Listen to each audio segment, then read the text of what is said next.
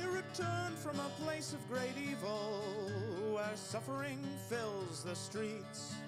The gilded few live sheltered lives while chewing on succulent meats. When I arrived, I sought a kind soul who could take my coin for the night. To my surprise, a guard on patrol had me arrested on sight. I sat and moiled in that dank cell. I wondered and worried, what was my crime? In anguish and sorrow I wept and I yelled, and lost all accounting of time. Once a day they fed me an evil slop, tasteless starch, wet and gray. Too crude to eat, my spirits dropped, but I lived to tribunal day.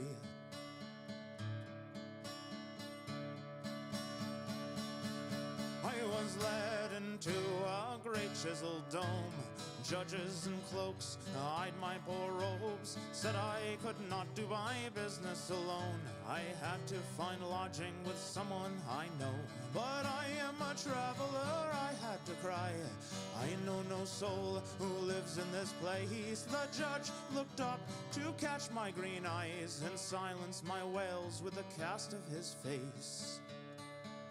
I slunk out to the marketplace. A captain looked up as if he well knew my previous tortures showed in my face. If I didn't want more, I should vacate his view.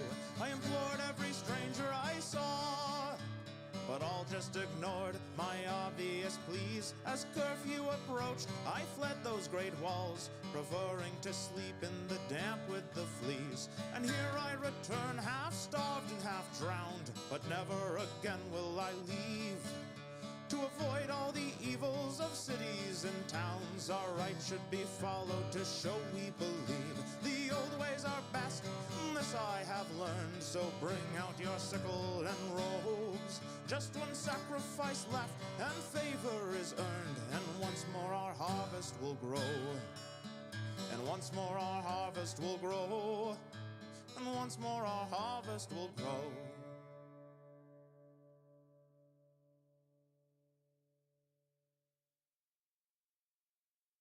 Alice the piper with homestead behind him scratched at the horns that grew from his head, put hoof to the soil to travel and toil deep into country where towns to paint red. And he rolled down the road at a good steady pace to escape from the worries he'd left in that place where piping caused fighting in mixed company.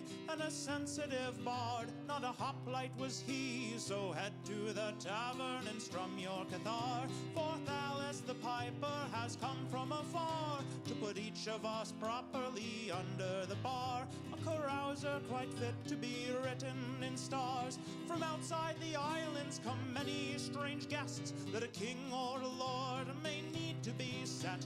Hospitality dictates we must show respect, and music and drinking are only correct. Ladies whose properties started great wars might come for a holiday, fleeing such bores, so they might need an escort free from our moors. A talented piper our court must implore, so head to the theater and bring your cathar. For Alice the piper has come from afar to put even this diplomat under the bar. A carousal, I'm sure, to be written in stars, up from the sea or in caverns below. Older than legend, lost terrors grow, up to Olympus where the sacred we know deserve at the least a good piping show. True heroes adventure like furies obsessed, never to settle, to give up and rest. Though keen enough bronze can solve many quests, for Titan straight fighting might not be the best. So head to Olympus, we need your cathar. For Alice the piper has come from afar to put even the Titans under the bar. A carousing that fate would see written in stars. Head to Olympus, we need your cathar. Alice the piper has come from afar to put even the Titans under the bar. A carousing that fate will see written in stars.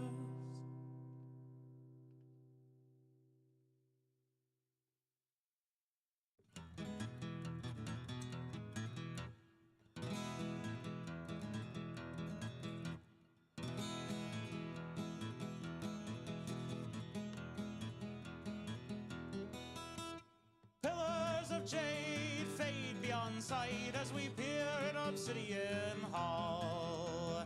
Fragments of refuse, chalky and white, surround the strewn bones by the sacrifice wall. Runes from a time too old to be known are carved in the green malachite. They showed the first seeds Gaia gave to be sown to bestial progenitors in primeval light. The surroundings are grave, but the wall stretches on, and it tells how the first trees took hold to flourish for aeons before that red dawn, where dark brine and ruin brought horror untold. There the script changes, jagged and raw, as if a new hand went to carve. But this syntax is strange and follows no law. After that, any story is pieces and shards. Runes come to an end, the mural comes in, and the sacrifice shown in detail. The cowled-horned priest who brought the herd in. Marks on the bones show what that entailed. Our party is shocked, we back toward the door, but the portal is covered by bars. Obsidian Hall comes to life with a roar. There stand druids with sickles and grotesque cathars. They strum out the notes that bring madness to bear. My comrades fell in with bare hands, possessed and transformed by some curse in the lair. My friends were no longer quite woman or man. Since then I've been trapped in this windowless cell. I cannot know why I was spared. I know I look ragged, I fear for my health. I beg for my freedom, I crave the fresh air. Let me out, just open the door. Please, my fair strangers, free me from this place. I can't stand the howls that come from the floor. Let me out, or I'll gnaw off your face. Let me out, or I'll come for you all and take your dead bones to feed the great wall. Let me out, let me out, let me out, let me out, let me out, let me out, let me out.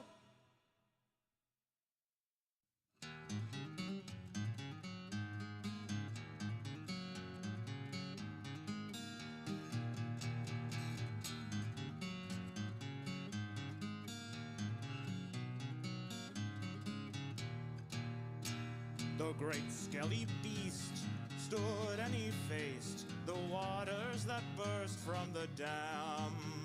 As he channeled his magic, the wall was replaced. He was blasted by cheers from town woman and man. And we gathered to thank the great sky for its gifts, for this gaudy and solid and strong.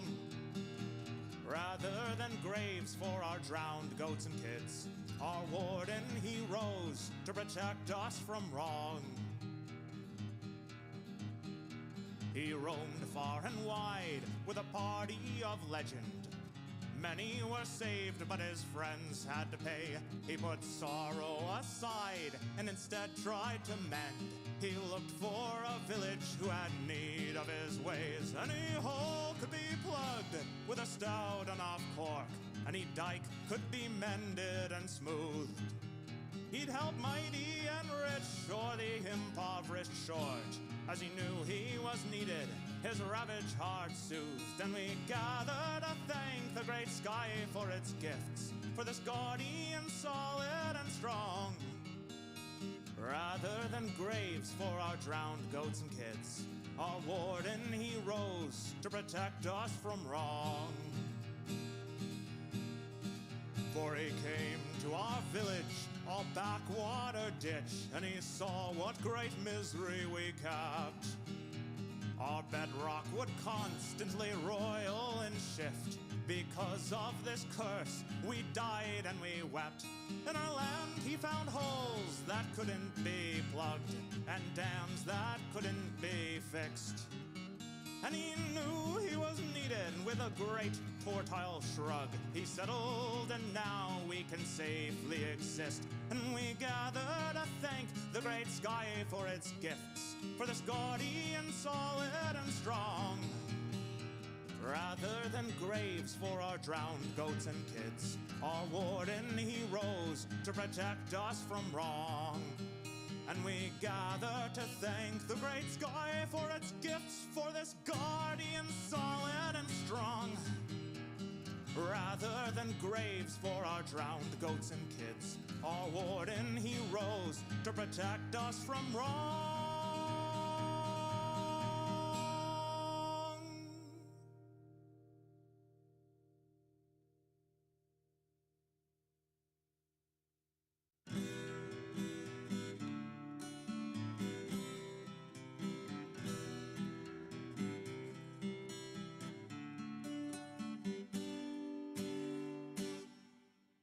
Gather, good people, the young and the old, to hear of a traveler daring and bold. He served in the wars in a great naval fleet, with cudgel and girdle and wings on his feet. They say he was born of a god or a nymph, left as a babe on a pedestal's plinth.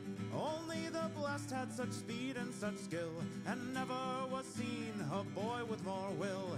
Centaur and harpy cower in fear as our hero draws near. Foes ready their spears, but he runs in with haste, and they look on his face and see that his spirit is marked by the fates. If he comes by a cyclops, furious and red, who threatens to crush his bones into bread, our hero relies on the shape of his brain and attempts every parting with minimal pain. He knows in the past these giants were tricked, robbed of their flocks, blinded with sticks. He thinks for the grace of the gods stumble I, so even to monsters he's humble and kind. Centaur and harpy cower in fear as our hero draws near. Foes ready their spears, but he runs in with haste, and they look on his face and see that his spirit is marked by the fates. When the boy became man, with chest toned and broad, he crafted a plan to find goddess or god that left him alone with such spirit and need. He beseeched the blind poet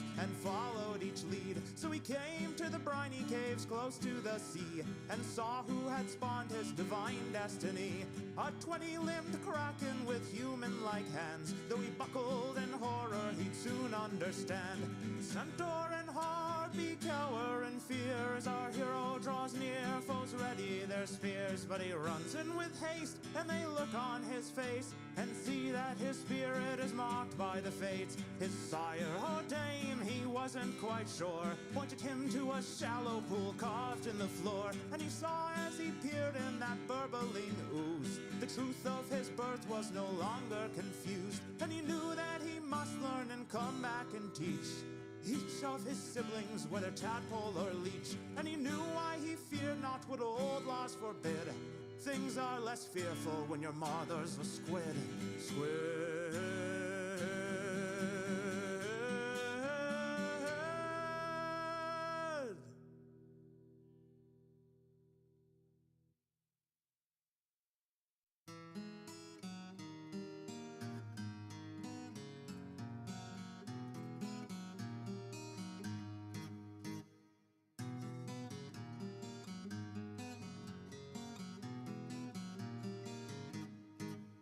Put hope in the seals to hold us through. Have faith that the keel holds up on you.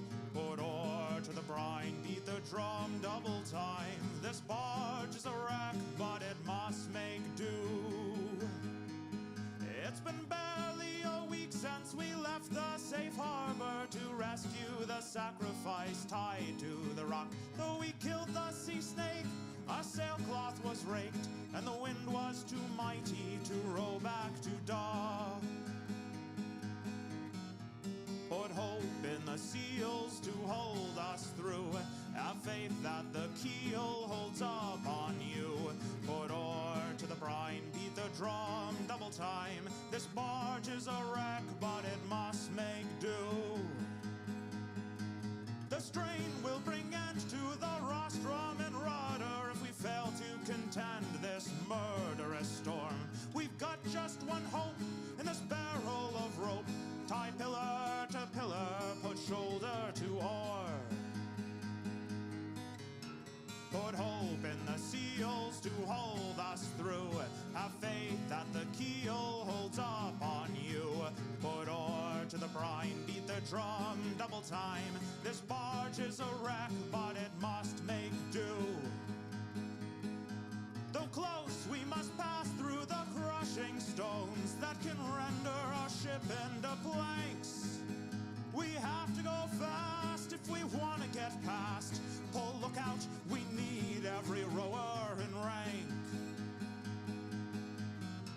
Put hope in the seals to hold us through. Have faith that the keel holds up on you. Put oar to the brine, beat the drum double time. This barge is a wreck, but it must make do. Put hope in the seals to hold us through. Have faith that the keel holds up on you. Put oar to the brine, beat the drum double time. This barge is a wreck, but it must make do. Put oar to the brine, beat the drum double time. This barge is a wreck, but it must make do.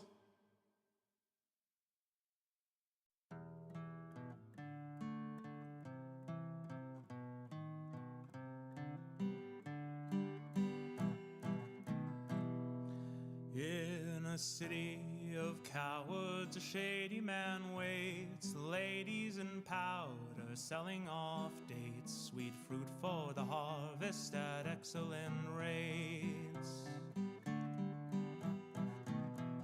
A man from the mountains looking for gold. A plan hatched by the fountain for treasures of old.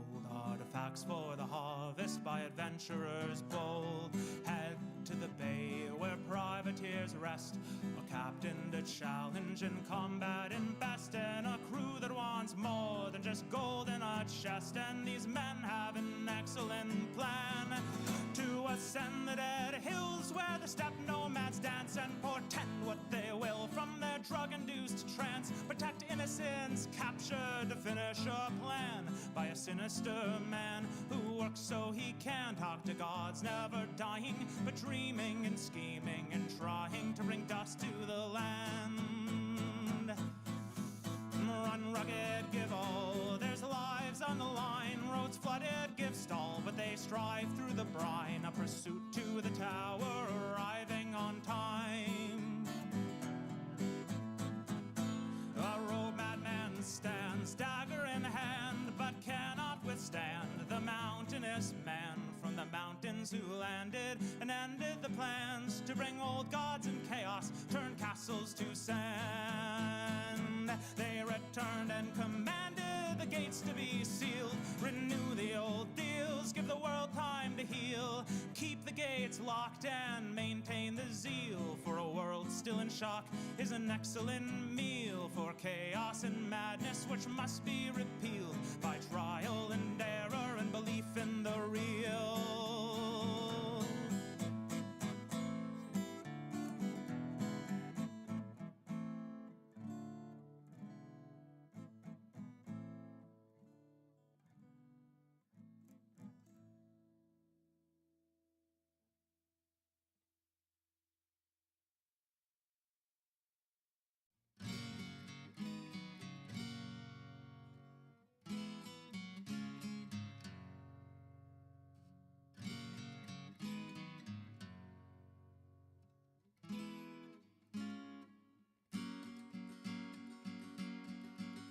Enjoy our hospitality, our beds and bread and wine.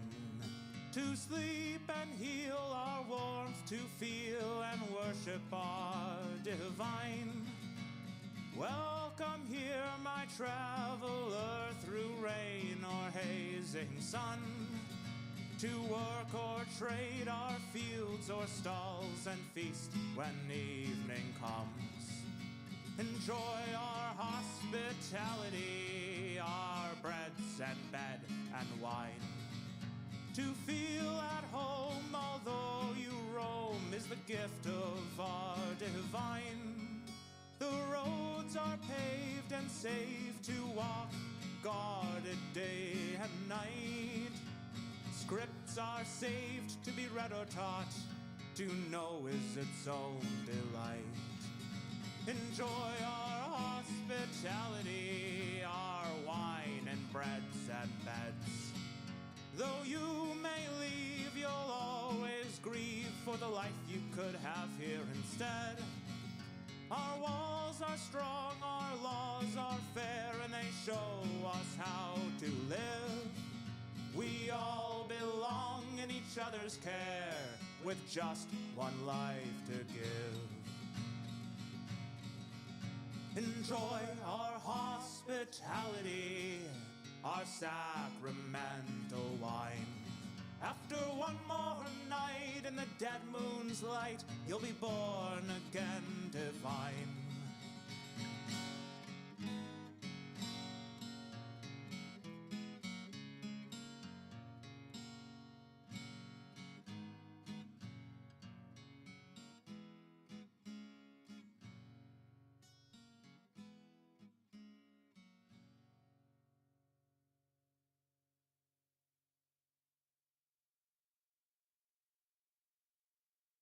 Anahita, mother of water, feeds the rivers, the brooks, and the springs. The naiads are her chosen daughters, and the sea god brings her corals and rings. Our cities were built with her blessing divine by shepherds who heard her burbling call. She showed how the heavens moved over time, and with practice we spread that knowledge to all. Anahita, mother of water, feeds the rivers, the brooks, and the springs. The naiads are her chosen daughters, and the sea god brings her corals and rings. The magi are nothing without River Mother, but when learned travelers come from the west, they walk past the shrines and don't bathe in the water, instead rubbing grease on their faces and chests. Anahita, mother of water, feeds the rivers, the brooks, and the springs. The naiads are her chosen daughters, and the sea god brings her corals and rings. We humor the men who risk such far travel, who covet our secrets for their fine polity. Cities where women are locked up like cattle, and most of the men live in bare poverty. Anahita, mother of water, feeds the rivers, the brooks, and the springs. The naiads are her chosen daughters, and the sea god brings her corals and rings. We tell them the tales we reserve for such fools, easy to check with patience and time, but philosophers fail to harness such tools, preferring instead what sounds the most fine. Anahita, mother of water, feeds the rivers, the brooks, and the springs. The naiads are her chosen daughters, and the sea god brings her corals and rings. But you, my friend, are not such a stranger. You've heeded her call with clear heart and mind. Dive in the pool, push past the danger, and you'll share in peace as only we find.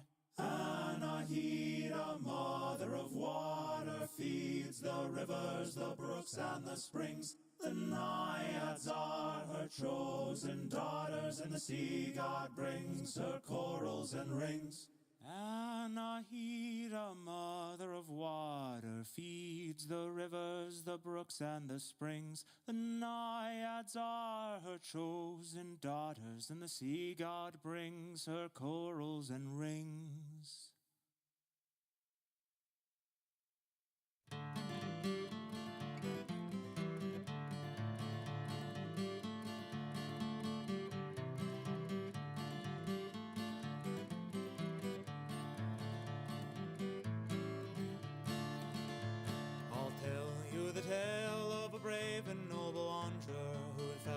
A place not known by men for years, a place underground, older than time or longer, growing in our terrors and our fears. He played a golden lyre, had a voice of the stars. He trekked the world by boat, moving near and far, blessed by the gods. Thousands heard his voice. The world moved when he made that fabled choice. He joined the ranks of a famous noble vessel, manned by a crew of 50 heroic men, the son of a god, men who hunted and wrestled, some of which were never seen again. He angered the gods, and their vengeance slew his lover. A deadly nest of snakes and left her body cold, though he knew in his heart he could never love another, and hatched a plan both foolish and bold. He played a golden lyre, had a voice of the stars. He trekked the world by boat, moving near and far. Blessed by the gods, thousands heard his voice. The world moved when he made that fabled choice.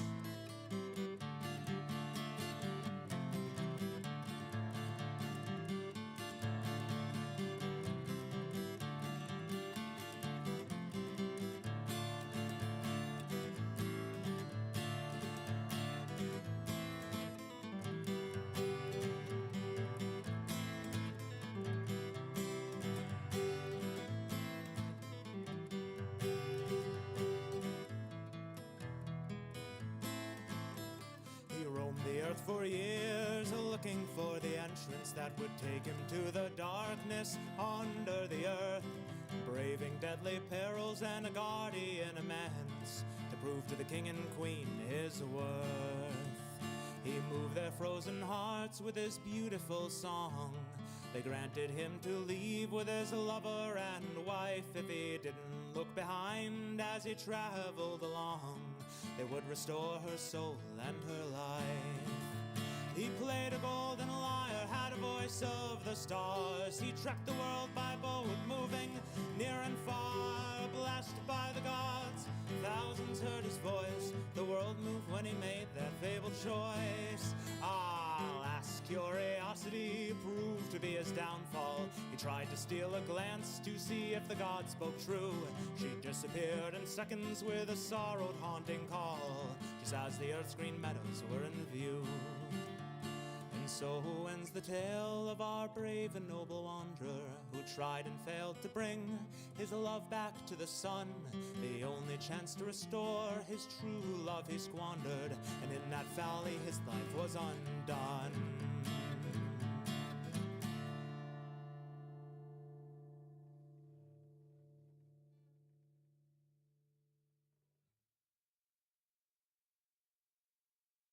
Historicus stood and looked at his work, volumes of all of the lore on the earth, a lifetime of labor for his hoplites and serfs, all the servants and scribes his vast treasures could feed. He paged through the volumes that he couldn't read. His scribes had translated and sated his needs, but he knew that the books were the greatest indeed, or so he'd been told by his huddled elites. So he summoned his guard, and the wagon was leashed, and a score of apprentices gathered beneath, with their tablets appended to defend against grief, for their lord could bring praises or scolds. He hiked up his robe of linen and gold, and gazed at his consort who had dared to grow old. He heaved towards the wagon, and without being told, his caretakers moved in to help. But for once he deferred, he'd do it himself. Though a noble, well-bred, he was in perfect health, so he swung up his leg and missed, and he yelled and tried to grab on to his staff. But his bulk was too great, and he stumbled and crashed, and there on the ground, with his saged head cracked, as he lay there and faded, he sputtered and laughed. For once he had done his own work.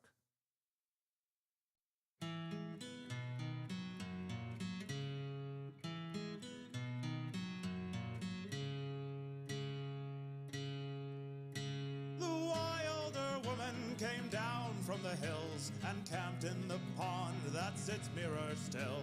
Spoke to the clod and the beaked and the billed, and rejoiced for her life was fine. Out from the city came a sensual man, sent out from the temple to act on a plan. The queen of the city took with forceful hands any she wanted to share of her wine.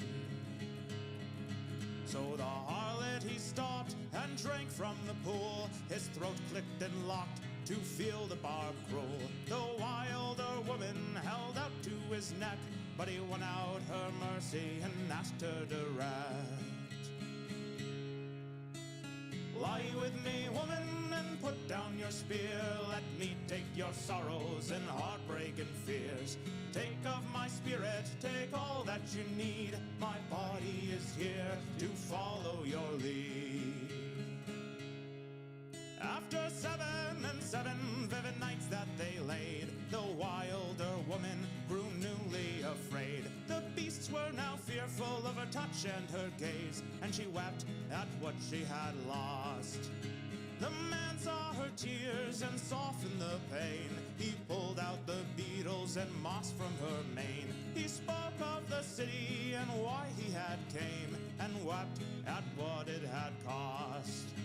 So through 2 more weeks they mingled and talked, wore breeds into sandals with smooth river rocks, tanned hide of a lion for girdle and cape, and walked close together to the great gates.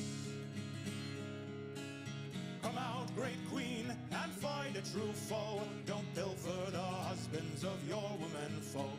I lost to you humans my tie to the land, so come out, dear monarch, and die by my hand.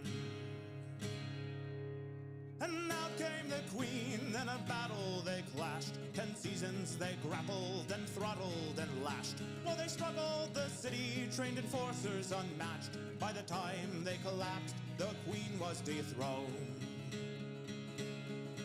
After waking, both realized just what they had gained. Finding another so strong and untamed, they decided for glory in the great city's fame, to rove and bring great riches home.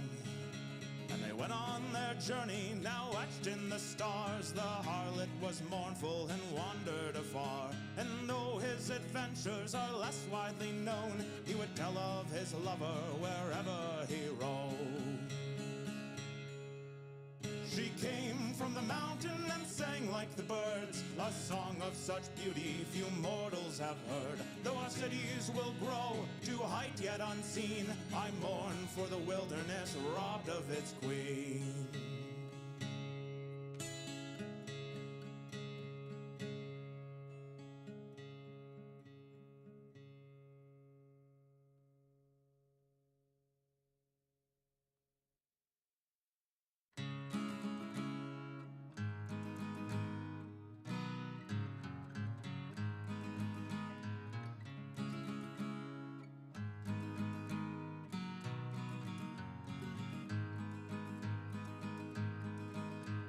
Sweet sings the siren over salt waterfall.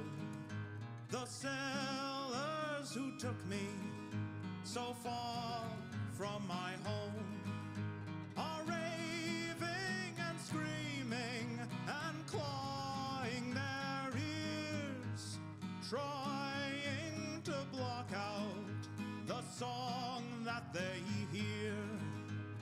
Though I hear the singing, ringing and clear, my heart is not captured by longing or fear. I wait for my jailer to rush to the fray, with the singers as cover. I steal away, though late in the night, without the sun's rays. I hurry my flight while my captors are dazed. But enough of the stars peek through the veil, and I follow with ease the Milky Way's trail.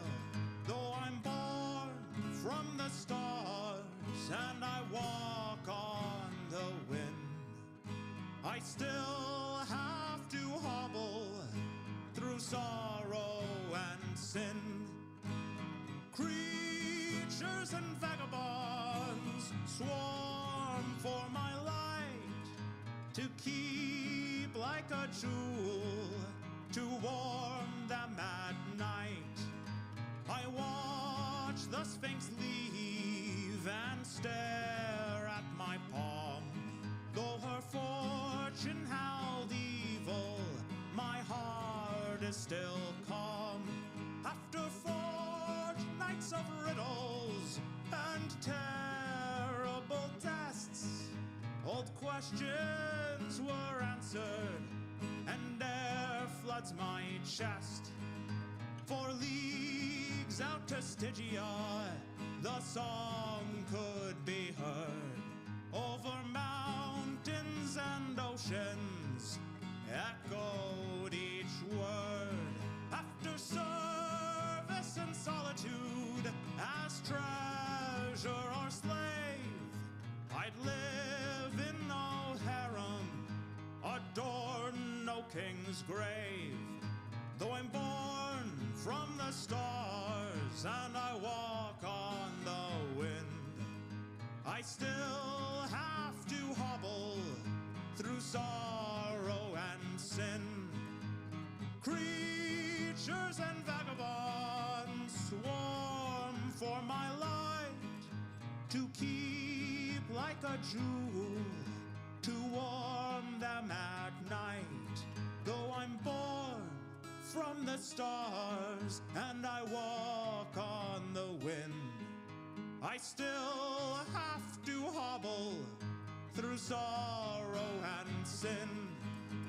Creatures and vagabonds swarm for my light, to keep like a jewel, to warm them at night.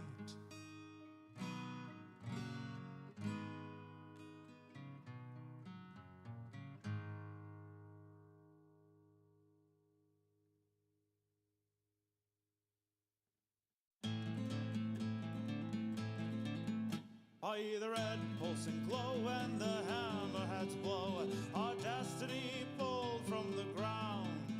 With 4 crucibles cracked and our calamine brass, no longer will we be held down. Well, the fates may decree that we speak blasphemy when we choose to be free of their web. But our sisters deny that we have to die for the sins of the heaven-cursed dead. Rise against the heaven sent to keep us meek and low. The lies that warped our hooves and skin have kept us down below, as if it was hubris to want to be fed. Put clothes on our children or sleep in fine beds. If gods were so great, we'd already be dead. Our people have paid more than you know, so we bided and planned and brought in more hands. We had spies in the ranks of their priests. Over oceans and sands we reached foreign lands and readied ourselves to rise from beneath. The foreigners came and clashed in our name. Cunning cowled cowards fled their great stones. The triumphant remained and new kingdoms were laid by the victors who'd won their new homes. We rose against the heaven sent to keep us meek and low. We know that with their evil spent, our kingdom will still grow. Though they came from outside, they helped us to be free, to mold and to shape our own destinies, to watch the old gods turn tail and flee. Our people have won more than you know.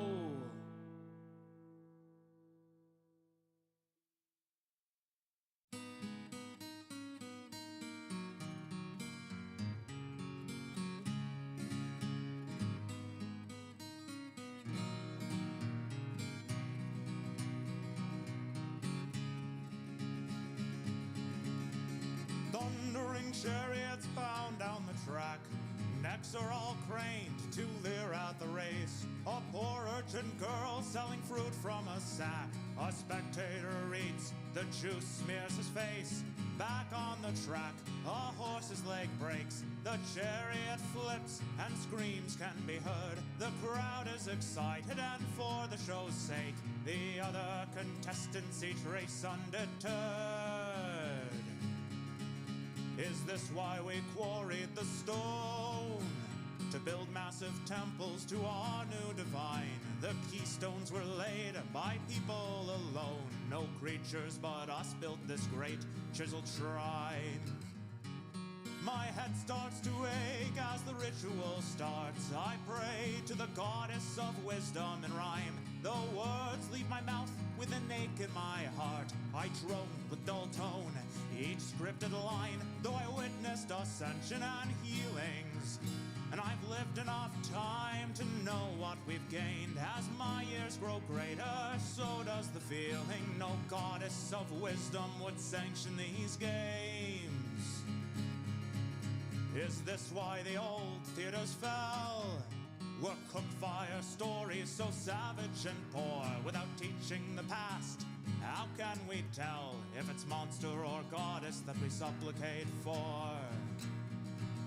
The forums are filled with chaos and blame, and many have gathered our help to beseech. The soldiers take bribes, and without any shame, they threaten the farmers, dismiss them as weak. So the polity riots, and I have to agree, though I've spent my whole life under vows.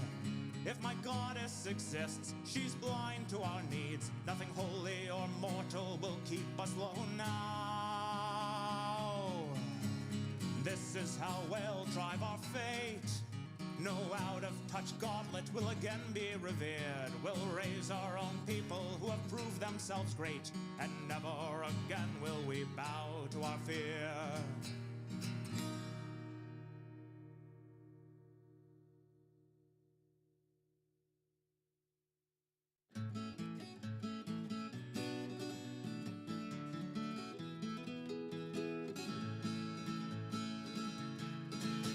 He shucked the shell from the mussel, gobbled the meats and smiled and thought of the tubers and greens he had rustled to roast up with beets and steep in a sauce. For days he had wandered and wondered, pondered and plundered, larders for lard, but he pondered too hard and hungered again, and so he restarted his feast without end. He napped in the bristles while whistled by bolts and other such missiles, launching or logged some battle or siege or bloody revolt. He finished his meal and started to nod.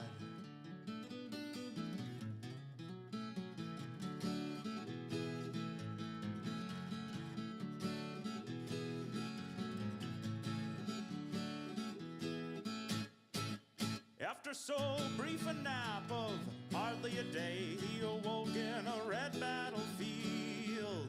He thought of the visceral waste and decay, but just for a minute, then looked for a meal. For weeks he had wandered and wondered, pondered and plundered, larders for lard, but he pondered too hard and hungered again, and so he restarted his feasts without end. Well, something had always confused him. Others abused him, but he just didn't bleed, or let in the spear tips to puncture his skin. He wondered why others felt such wanted need. If you really love life, do like him, just don't die. Maintain your mask and deeply breathe in. He tried to tell folk, just refused to comply. If a psychopomp visits, send him to kin. For years he had wandered and wondered, pondered and plundered, larders for lard, but he pondered too hard and hungered again, and so he restarted his feast without end. For years he had wandered and wondered, pondered and plundered, larders for lard, but he pondered too hard and hungered again, and so he restarted his feast without end.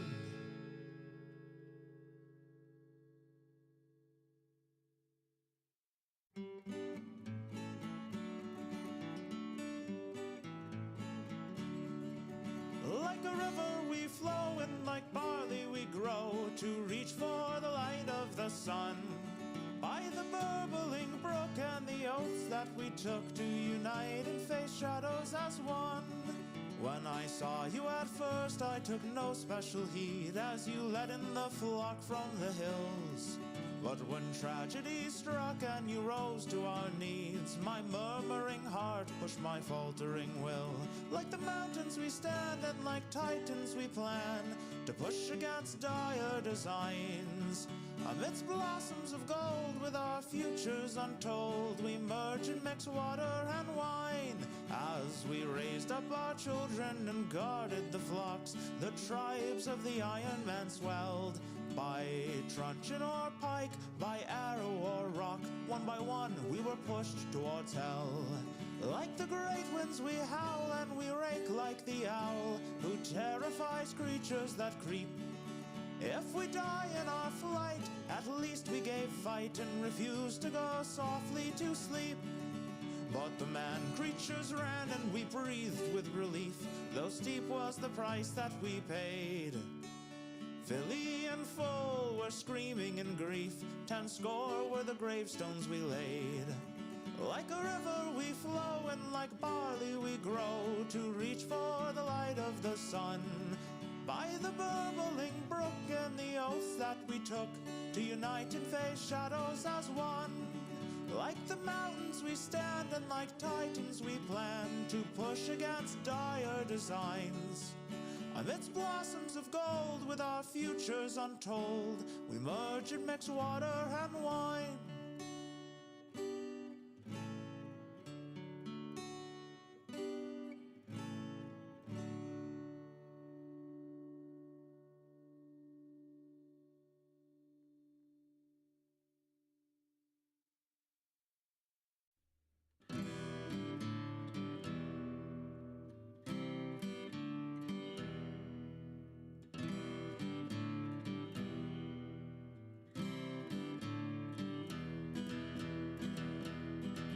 There stands here a grove where the goddess still reigns. The passing is matched by trial and game, sprinting and hurdles, discus and ball, to greet the new king as his twin brother falls. To mark the pass of the waning year, athletes gather and priests draw near, with sprigs of cypress and mistletoe. The old must die for new to grow. Hey, oh hey, the ivy and spruce finish the ritual, bring a new dawn. Dance and play and relish the truce between river and rock, cougar and fawn. The running of maidens through Appian Way starts off the games and the king's final day. Children throw flowers, the crowd is a roar. Their feet end up bloody, but pain is ignored. As the Vestal race closes, the first feast begins. A stout satyr waddles with wine on his chin.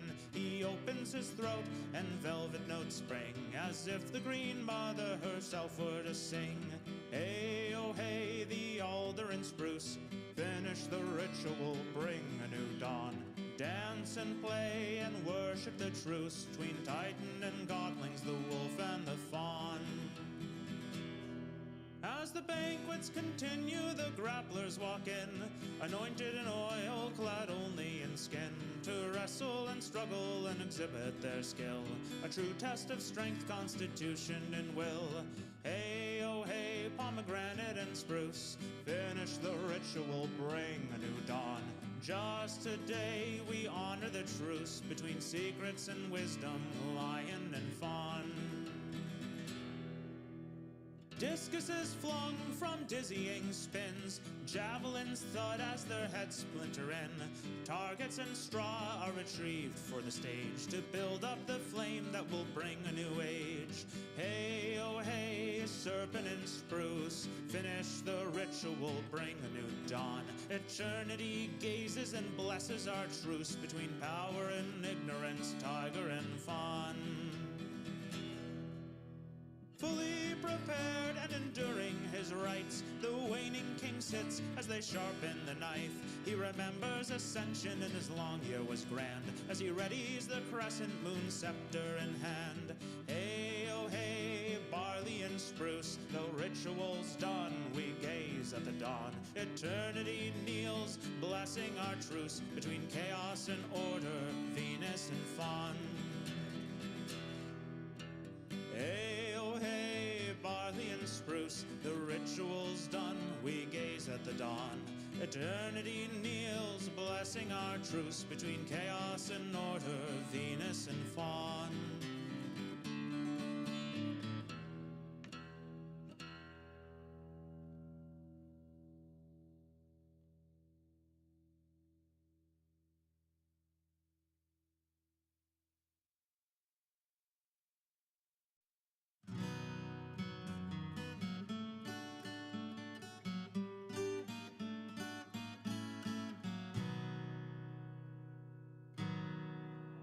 I went to the mountain where the maiden sits with her bow. Amidst the groves of cypress, I begged her for to know. I said, maiden, will you tell me what is on my woman's mind? Can I slay a boar or harpy to put our suffering behind? She laughed and left me standing, wondering what I could have said, and to my shame demanding, I hung my weeping head. I went to the mountain where the mother sat and wove, with kids cooing and crying, and a pot hot on the stove. I said, Mother, can you tell me why my woman scorns me so? Can I bring her a fleece or a flying steed, so that she'll let me know? She smiled and turned to her children, calling each of them to heel. She too ignored my question, but shared with me their meal. I went to the mountain to beseech the grizzled crone, who sits with snakes and mushrooms in a gray old shack alone. I said, crone, can you tell me why my woman shames me so? Though I speak clear and loud, I feel shamed and not proud. I'd kill Titan or Hydra to know. She cackled and then said to me, in words so clear and sharp, did you try asking directly before this journey starts?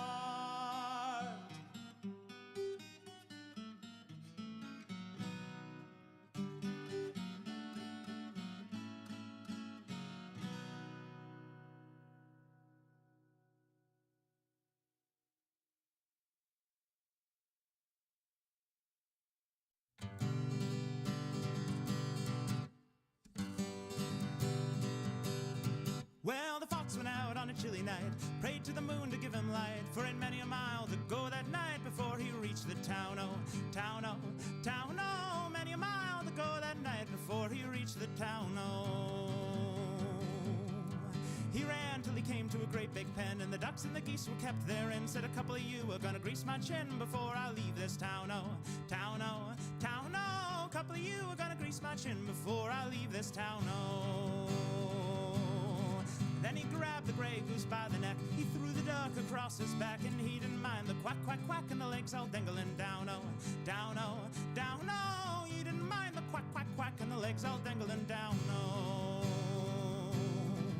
Old Mother Flipper Flopper jumped out of bed, out of the window she cocked her head, crying, John, John, the gray goose is gone, and the fox is on the town, oh, town, oh, town, oh. John, John, the gray goose is gone, and the fox is on the town, oh. Johnny ran to the top of the hill, he blew his horn both loud and shrill. The fox, he said, I better flee with my kill, or they'll soon be on my trail, oh, trail, oh, trail, oh. The fox, he said, I better flee with my kill, or they'll soon be on my trail, oh. And he ran till he came to his cozy den, there were the little ones, 8, 9, 10, said, Daddy, Dad, I better go back again, for it must be a mighty fine town, oh, town, oh, town, oh. Daddy, Daddy, better go back again, for it must be a mighty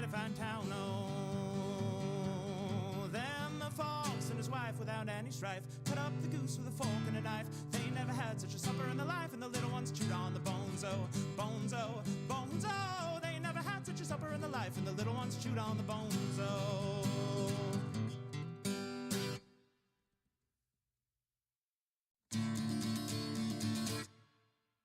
Monuments cast in long crumbled molds, they tower above with the hatreds of old. Metal that withstood erosion and age needs to fall now to answer our rage. The statues were cast in the flames of dark hate when dragons still ravaged our lands. It reminds of a past we must reformulate, so grab up the rope, hold it tight in your hands. We'll pull down the statues that stalk through our dreams, delivering nightmares and continent screams. We hide till the dawn to hold through the night. So join with us, brother, in our holy fight. Smash down the statues that hunt for our flesh. Bring down the hammer, our quest has been blessed by wizened albinos that rule from their homes in mansions with walls of impassable stone.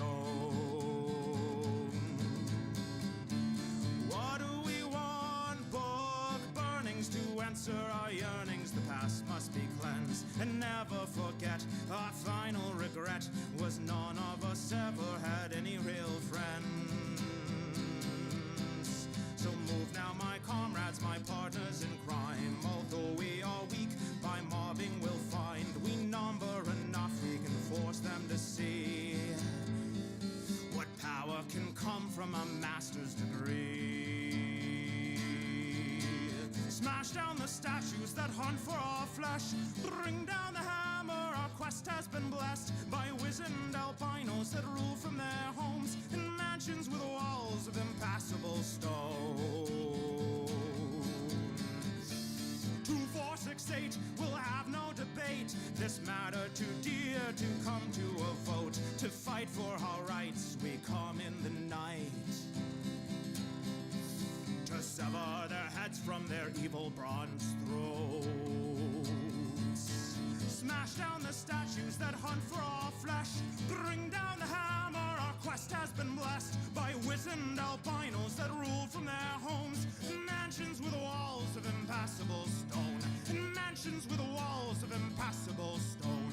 In mansions with walls of impassable stone.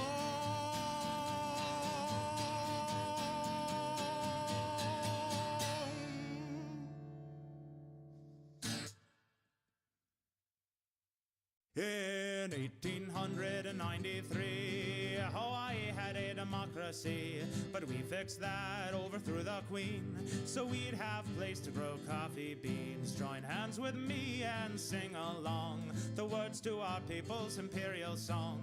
A paradise we took for free to instate the planter-autocracy. So get on the board and come on by. See the apple of the Pentagon's eye. 11 bases, 15 billion a year. That will keep us safe, my dear. So mahalo aleichem, aloha salam. Come and tell me when the party's on. If you're a bit chubby, well, don't you frown. Our most famous singer weighs 600 pounds. So before the sea rises and brings its doom and traps us in this ashy tomb, take a jet plane here, go for a whirl, see the last green grass of a dying world. So mahalo akbar, you know it's haram to skip the luau on a Ramadan, as Kamehameha himself used to say. You gotta jihad the aloha way. Mahalo akbar, you know it's haram to skip the luau on a Ramadan, as Kamehameha himself used to say. You gotta jihad the aloha way. You gotta jihad the aloha way. You gotta jihad, you gotta jihad, you gotta jihad the aloha way.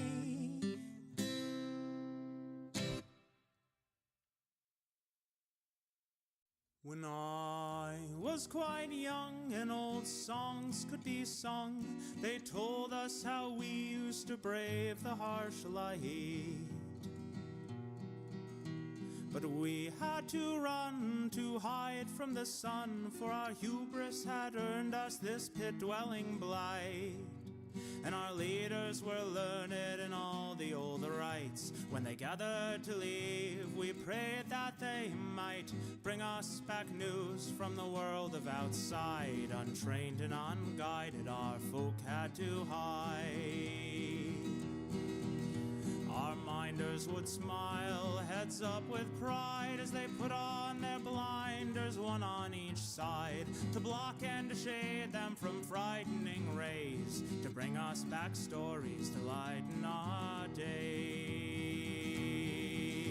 In the cavern we'd sit, young to the old, after hours in the pit, breathing in mold, for the ore that they'd break from the load, which was packed by our minders in crates, which then rode up a lift through a shaft dug deep in the past, up to the surface, pitted and blasted, where slobbering mutants would take up their prize, a deal we must hold with the folk we despise. This bargain was struck many decades ago, when I was a babe in a crib. These bandits had threatened our city below if we had nothing precious to give. Our protectors then earned their glorious place, taking the burden so we could stay free. Since then they protected and herded our race, and give shows on the wall of the cavern to see. The things from outside they project from a light that beams from a channel bored out up high. Shadows from puppets darker than night dance on the wall, and we learn what and why happens out there, and why the gods act as perpetual scholars. The minders know facts like the size of the earth, 30 miles by 9. How you judge a man's worth by reading his mind. And we drink of the tea steeped by our guards to protect us from fiends like the moon and the stars. I know that the minders are folk just like me, and I wonder what sights sit under the sky. Just once for myself to help me believe, to be sure of the what and to know all the why. So I'll wait till the shadow show's finished, strap moss to my feet and dull my footfall, and then late with light fully diminished and a ration of meat, I'll climb up that wall. Well, I know that the minders wouldn't tell lies, and I don't want to burn in the glare. Though I go without blinders to shade my weak eyes, I'm sure they won't burn out in 1 second stare. So up I ascend into the old land, my friend, I'll return to you soon. I'll tell tales of the waste and hold in my hand a piece that I'll tear from that devilish moon.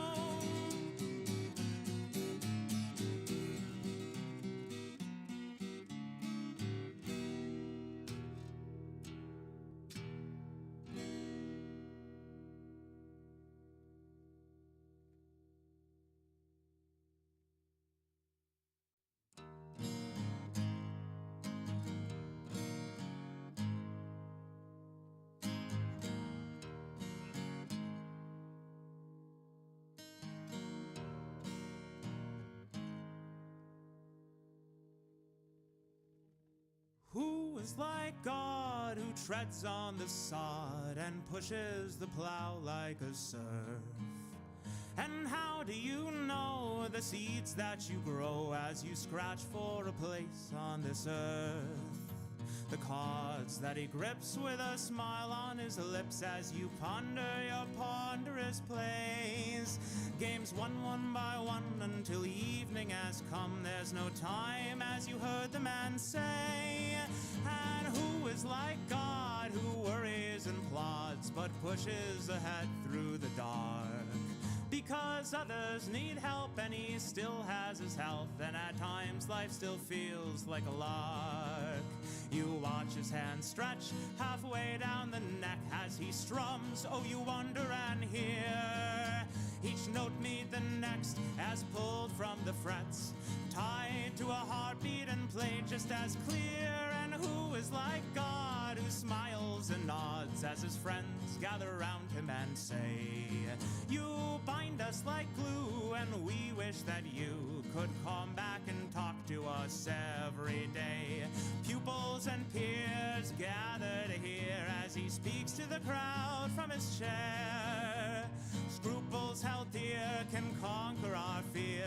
Music is needed as much as air. And who is like God, or a bean in your pod, who listens and knows that you care? And he wonders how you write the words that you do, but you both know who helped you prepare. And who is like God, who treads on the sod and pushes the plow like a serf? And how do you know the seeds that you grow as you scratch for a place on this earth?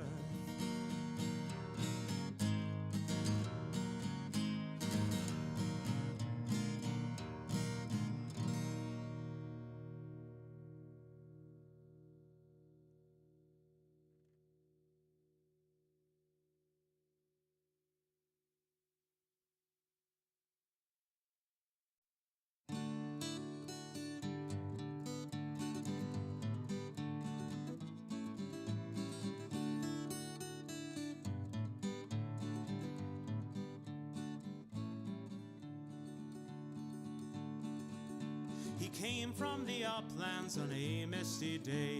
He said that he came to deliver us from the dark animal gods that had led us astray, by demanding the gift of an innocent's blood.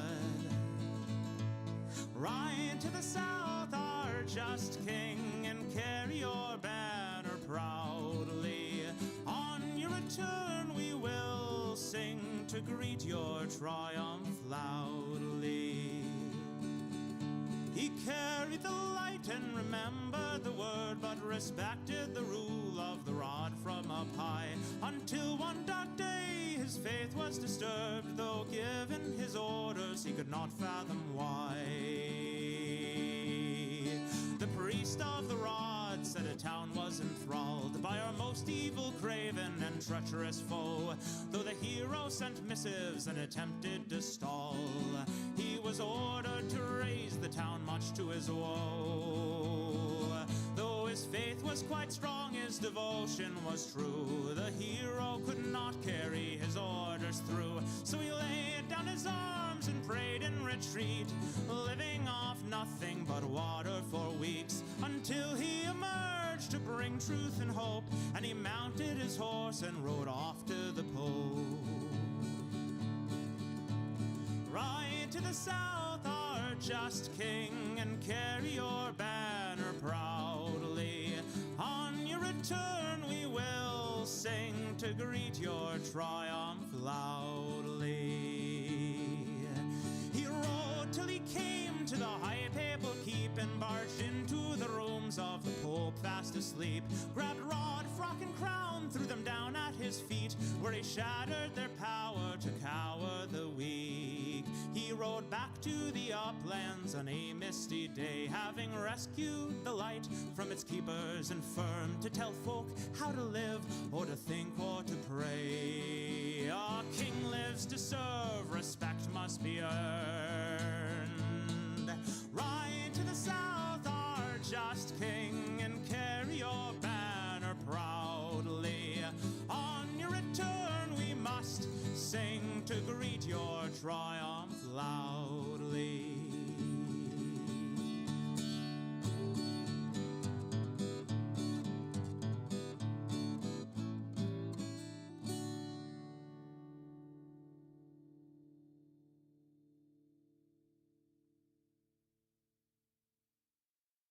Carmela was sweet and pale as the petals of flowers that bloom under light of the moon.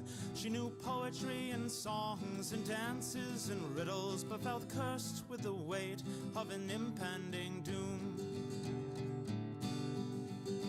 Because she had seen the way others were treated, the plain-looking girls and most of the boys, they were challenged and crushed and defeated, but Carmela got nothing but affection and toys. She knew that she had to evade this dark fate of being treated like a most precious object. She knew to escape before it was too late. The shape of her future was hers to protect. So she got some black ink and a few safety pins before she could rethink. She stabbed through her skin after only an hour, though the pain made her cry. She had etched in the outline of a crude butterfly. When her folks saw her arm, they were stunned and confused. They thought that they must be to blame, but their pleas went unanswered, their help was refused. For she sought to start living without beauty and shame. Baggy clothes and short hair and a new way of talking drop eyes from their unconscious search. Less polite manners, a swagger when walking, all can be managed if you rehearse. But she'd wonder sometimes, was she losing herself? Was she forcing a change for a shot at fair terms? But she wanted meaning, not comfort and wealth. So she had just one shot and her ambition burned. Carmela got glimpses of what she surrendered in the lives that her female friends led. Babies by 30, puffy and tender, husbands that worked to keep them overfed.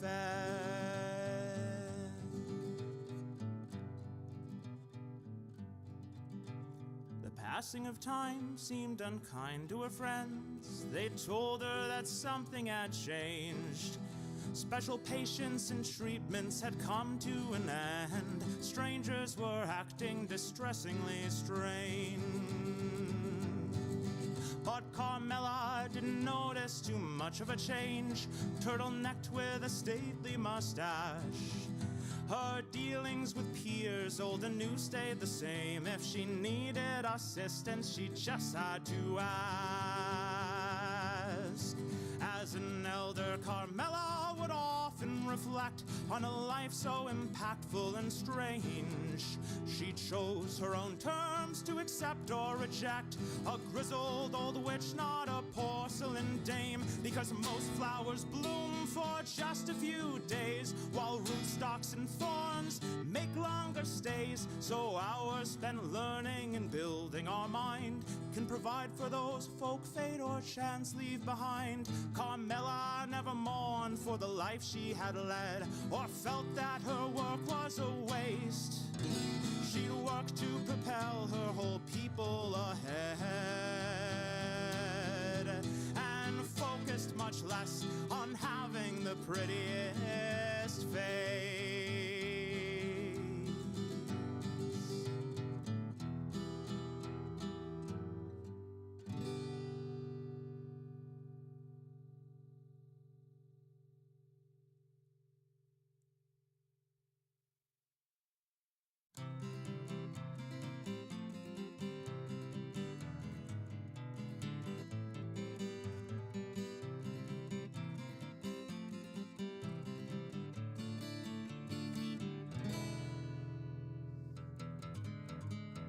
A girl with eyes of crystal balls and hair of the darkest mystique, grins with violet painted lips, approaches me and speaks. She shares her name as I do mine, with gestures plain and sweet, then tells me she's a Capricorn. I ask her what that means.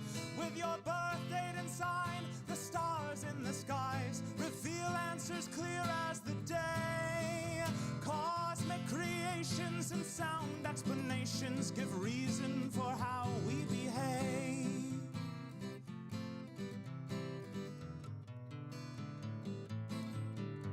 Well, I asked her to show how this could be so, how this method so ancient and wise could judge people's fate while the stars constellate. If those stars have all shifted since Babylon's time, it's more likely to me that a man's personality is shaped not by in space, but by family and friends and the way that he spends his days navigating this place.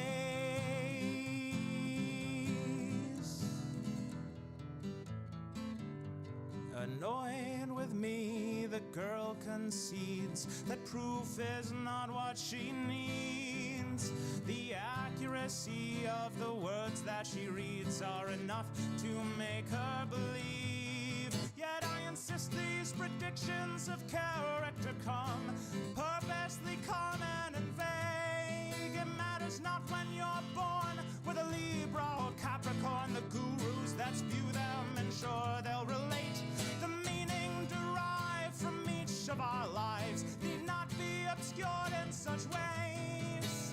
The thoughts that we spread can afford to be read by mystics and robbed of their grace.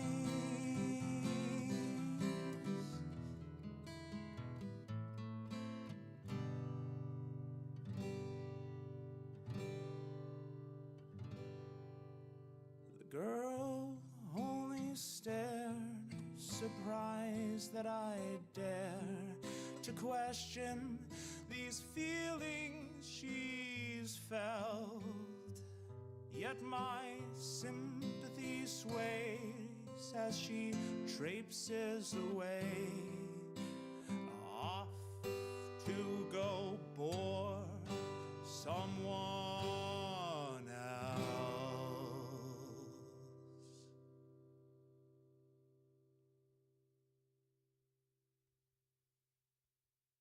Farewell, brother of mine, I hope the fortunes favor you.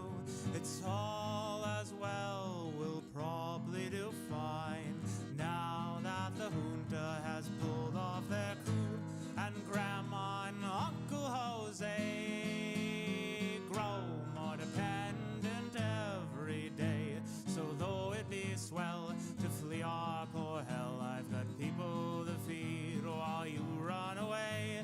Abandon the place you were born. It's too risky, unstable, and war-torn. You went to our schools, but you're no simple fool. Just leave us to cry and to mourn. Well, nosotros, dear brother of mine, you forced me to beg and to plead. Our children are living on gristle and rind, while the general gets what the general needs. Bread lines are starting to form. People push past the old and the weak. We don't know whether to search or to mourn, for those disappeared while we were asleep. And still I feel I can't go for all the dependents I know. So though it be swell to flee our poor hell, go run to the people who buy what we grow. Leave us here to bleed and to cry, while secret police question and pry. Notebooks, recorders, and state-owned reporters. For any new question, they tell a new lie. Well, they are nosotros, dear brother of mine. You've left us to fight for our lives. Government bandits are drinking our wine. They torture our husbands, imprison our wives. While you run, we make plans, and we bide our time. We strike while we can, make them pay for their crimes. And after we've won, you can let your kids know how many were gunned down to bring back the vote. Well, they are nosotros, esta raza salvó. Now that the trouble has fled, we'll meet you at the airport, help carry your load. Touristas are safe now that the dictator's dead.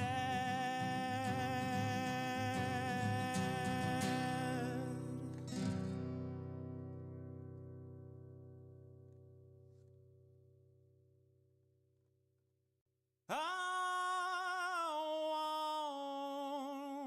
want a big white nut, a flat spruce gut, a board that shakes for days.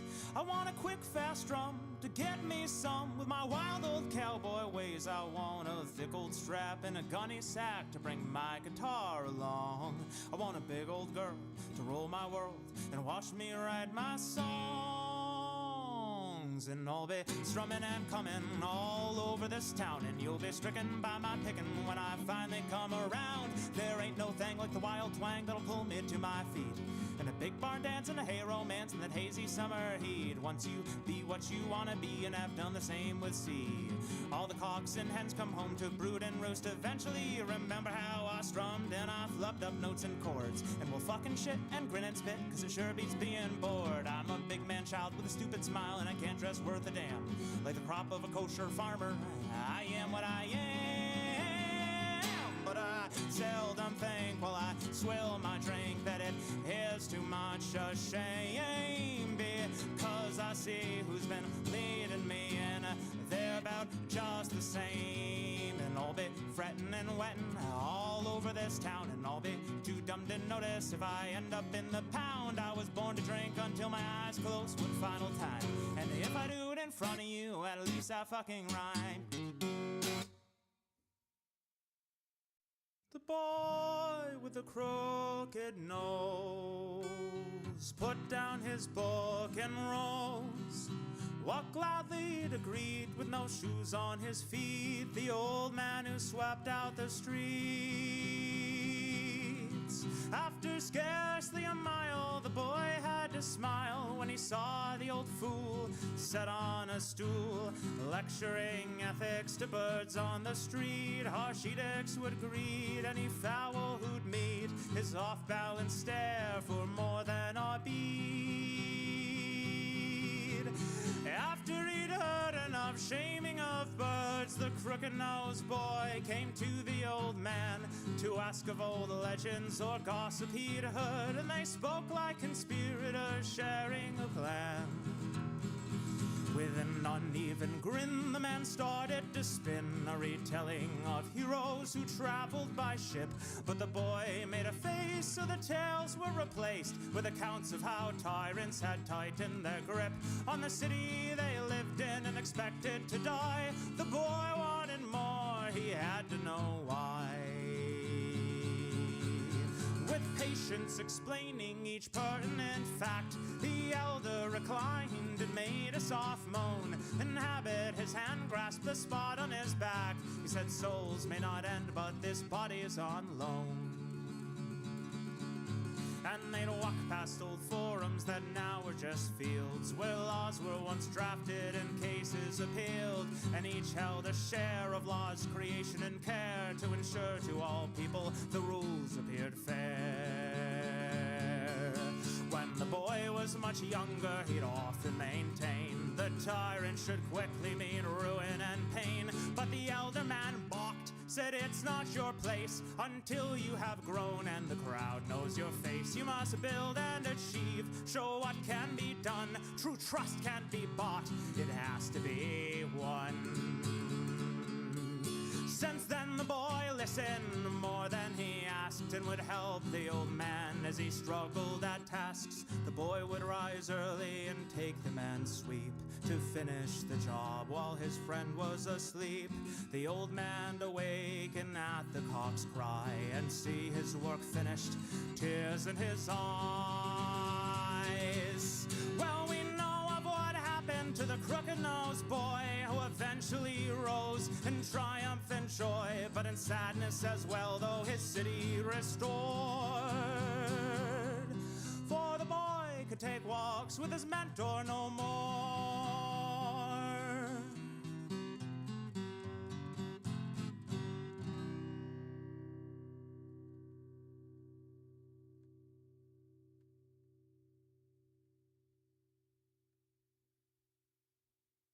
God, give me a hit of that shit as I roll down Copper Road Drive.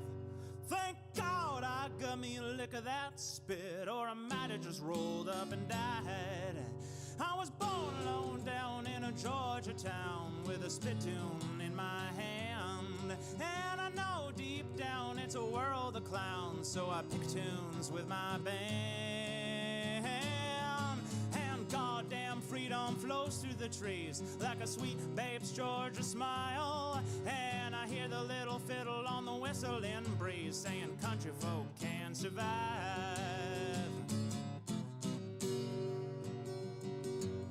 And you know, if you had to do what's true and fight for freedom's blood, you'd stick like glue to the red and the blue, even if the white gets stained in the mud. Shit, and I rip, tearing up clods as I drive down Copper Roll Road. I spit and applaud our branded gods because Amazon saved our soul. I move where I must, but I have my own will, with the wheel pushed to my chest. On this big tour bus as I'm crushing these pills, maintaining compliance with my manifest. Because the algorithm that supplies my living keeps my schedule pretty tight. But after I drop this cargo I got, we can party all night, get rowdy and fight, saying country folk can survive.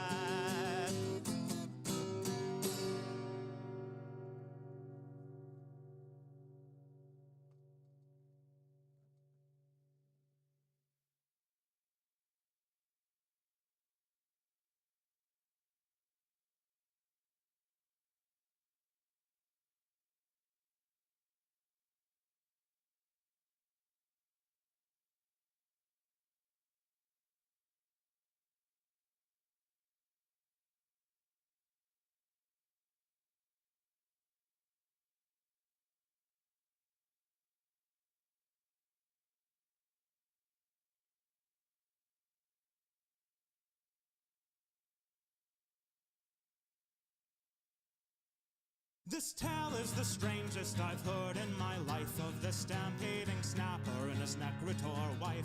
One from the west, the next from the east. Together they acted like one fearsome beast. They would stamp into town and terrify all. The snappers' deep stomps would crash houses and walls, while the necritor circled and came up behind and claimed that she knew all the pains on their minds. Even though the folks witnessed them come as a pair, most were left witless in sudden despair. So they heeded the necritor and gave up their rights, so that they could disperse the great beast into night. The great snapper continued his work with no stall, and once nothing was left he would beckon and call. At this she would cackle and fly through the roof, but her lies worked so well few left cared for the truth. So a village was left in ruin and shame. They knew not the problem except who to blame. It was those who had hated their necritor god, like a faith had perturbed her, so said the mob. And the heretics died, not sure where or when. The clocks were all shattered for coming from sin. The maps were all burned for distorting the truth. Books were all mulched for deluding the youth.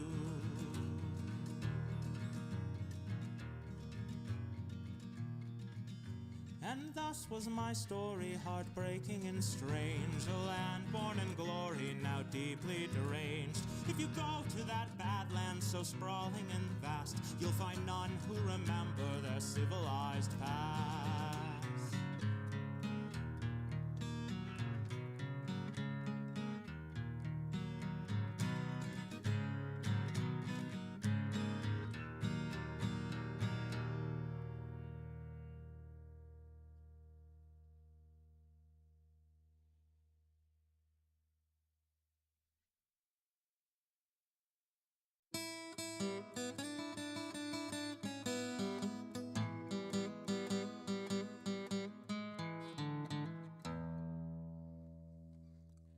Well, I was toting my pack along a dusty Winnemucca road when along came a semi with a high and canvas covered load. If you're going to Winnemucca with me, you can ride. So I picked up my pack and I settled down inside.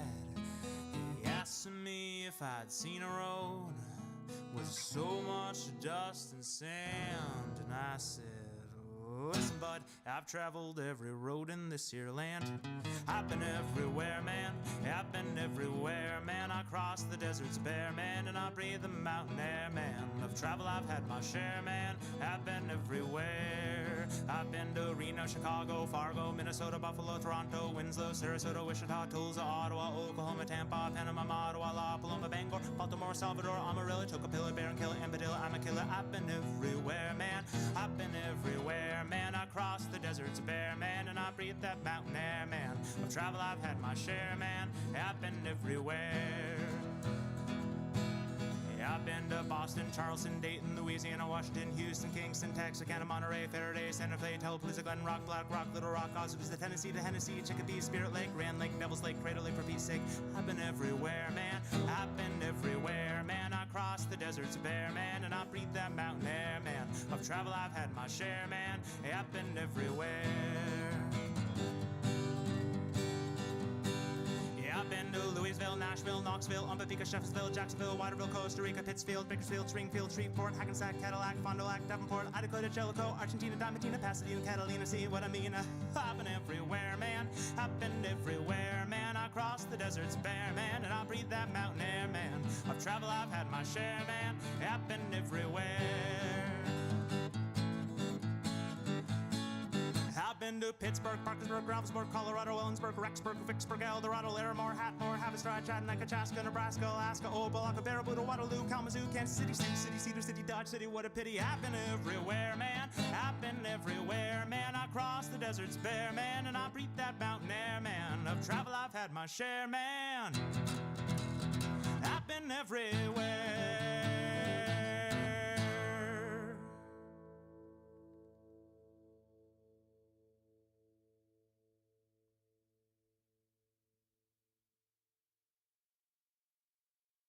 When I was just a little boy, I asked my mother, what will I be?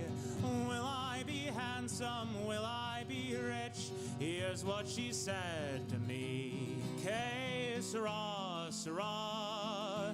Whatever will be, will be. The future's not ours to see. Que sera, sera. What will be, will be. When I grew up and fell in love, I asked my sweetheart what lies ahead. Will there be rainbows day after day? Here's what my sweetheart said. Que sera, sera. Whatever will be, will be. The future's not ours to see. Que sera, sera. What will be, will be. Now I have children of my own. They ask their father, what will they be? Will they be pretty? Will they be rich? I tell them tenderly, que sera, sera. Whatever will be, will be. The future's not ours to see. Que sera, sera. What will be, will be. Que sera, sera. Whatever will be, will be. The future's not ours to see. Que sera, sera. What will be, will be. Que sera, sera. What will be, will be.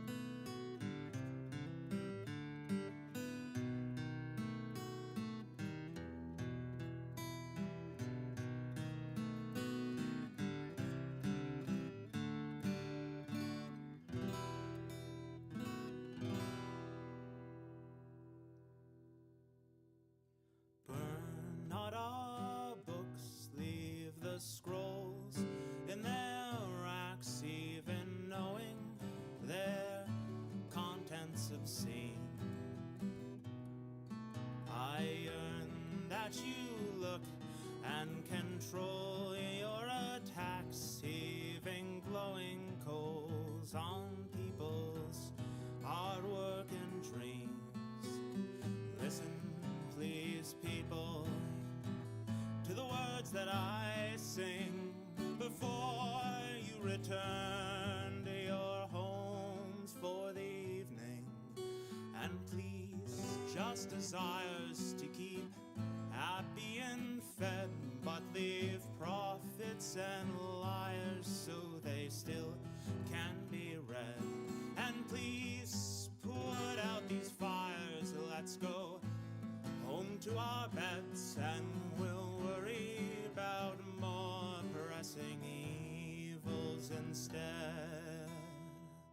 For when you burn up the words of an author whose dead pages pressed in a different time, you deprive those yet born of the chance to have read different thoughts from a different mind. If those words posed a challenge to the mighty and strong, will they lose any chance to ignite better deeds amongst those who might try to right wrongs, or better lives for the wrong, who might try to do right? If our young can't aspire to stay sheltered and fed with the skills of a civilized mind, then our young may conspire, slay and plunder instead, leaving learning and reason behind. We've learned ways to live with such freedom and ease, holding disease and starvation at bay. But our ways must rely on such records as these, so our lives will get harder as we burn them away. So burn not our books, leave the scrolls in their racks, even knowing their contents obscene. Iron that you look and control your attacks, heaving glowing coals on people's hard work and dreams. Listen, please, people, precious moments I ask, before you return to your mandated task. And please put out these fires, let's go home to our beds, and we'll take down the pyres to save what still can be read. And please, just desires to keep happy and fed, and we'll clean up this mess in the morning. Well, it may seem that recordings of partisan hacks can preserve no great fuel for our minds, but their arguments live so much longer, in fact reoccurring to hacks throughout time. When you know that some parts of our lives do not change despite the laws of the land or the year, it might help you decide when you try to arrange to act with a purpose, not react in fear. So burn not our books, leave the scrolls in their racks, even knowing their contents obscene. Iron that you look and control your attacks, heaving glowing coals on people's hard work and dreams. Listen now, people, to you I must plead. Ignore primal fears, please think of our needs, and we'll try to retire, and we'll go home instead, building better desires from the words you have read. And then we'll retire and discuss while we're fed, using coal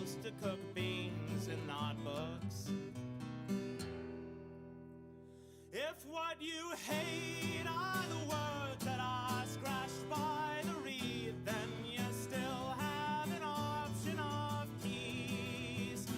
Don't censor or burn one lone madman's creed, or his legend and fame will increase. If instead you can answer his scrawlings in turn and produce some more reason retort, then people will listen and your ideas will have earned their place in the schools and the courts. Well, ideas are born well before the men they impel to destroy or refine what they see. So with me, poor Orwell, abhor the men who compel you to be as they want you to be. In your readings you may learn of people who claim to hold ethics and virtues most just, but they then needed neither to rob and to maim. They said that to be just we must do as we must. So burn not our books, leave the scrolls in their racks, even knowing their contents obscene. I yearn that you look and control your attacks, heaving glowing coals on a dead poet's dreams. Please drop your torch and just lend me your ear. I'm armed but with words, you have nothing to fear. Please work to inspire better thinking instead, building better desires from the words you have read. And when you retire and lay in your deathbed, well, you'll have no regrets in the end.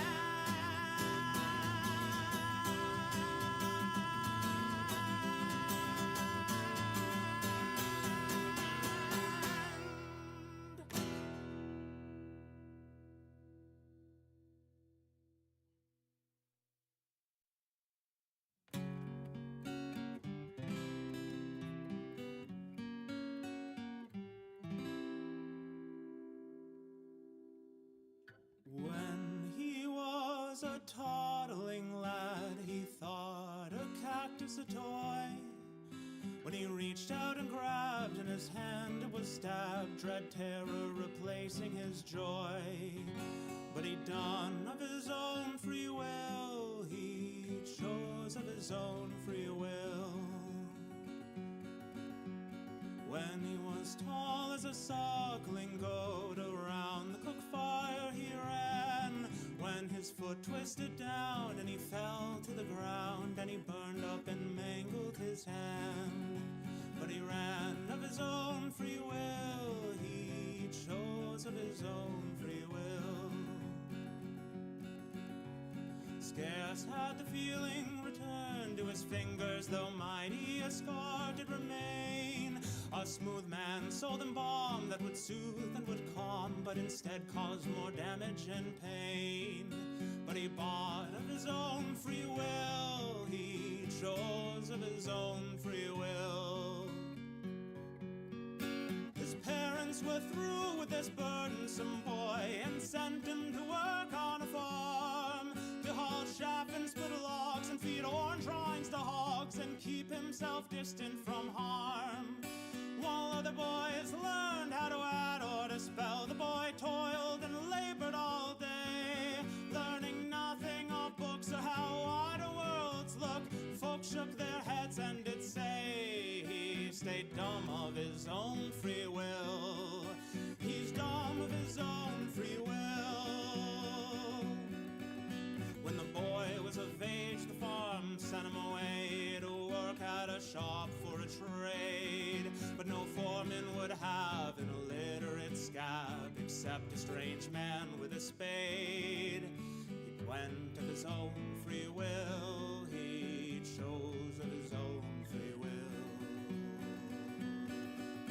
That night the boy found what the man did for work, crossing through field, turf and hedge, digging up graves for the riches they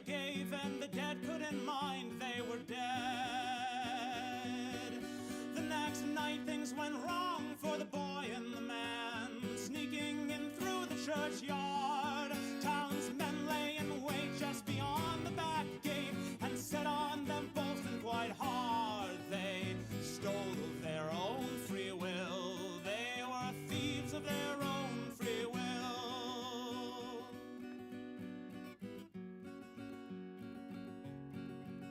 The great hall the next day saw them stand to be judged. Not a word said in either's defense.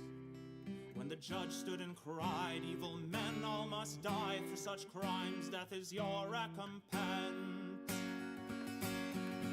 You sin of your own free will, you chose evil of your own free will.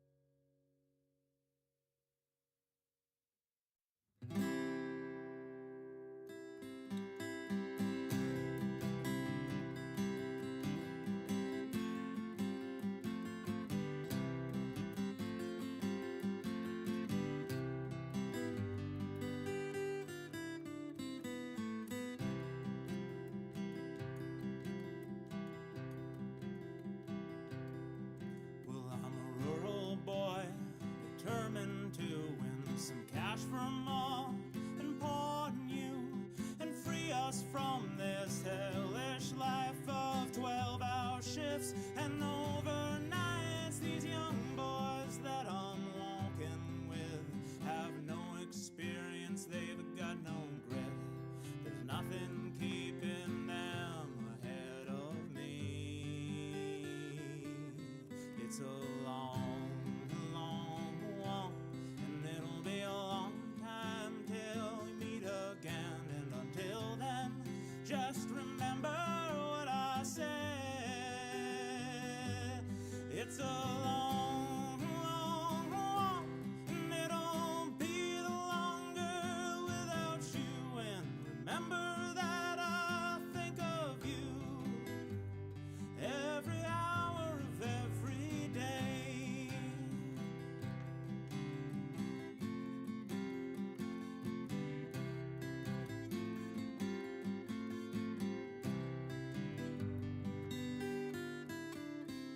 I've met a couple of guys from across the states, and it's brought me to appreciate the mix of circumstances that brought us here today. Well, the one thing that I notice is most of them, well, they're just kids. They're about to figure out what a mistake they've made, 'cause it's a long, long walk, and it'll be a long time till I can stop. But until then, I'll keep marching home to you. Oh, it's a long, long walk, and it'll be the longer without you. And remember that I think of you every minute of every day.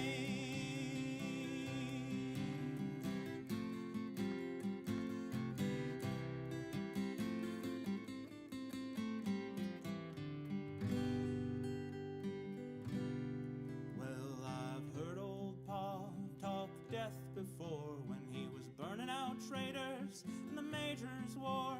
Well, it's one thing to be told a tale and the other to watch them boys that fell the wardens without grief or doubt give just 3 strikes and then they're out and drag their bleeding corpses off the road.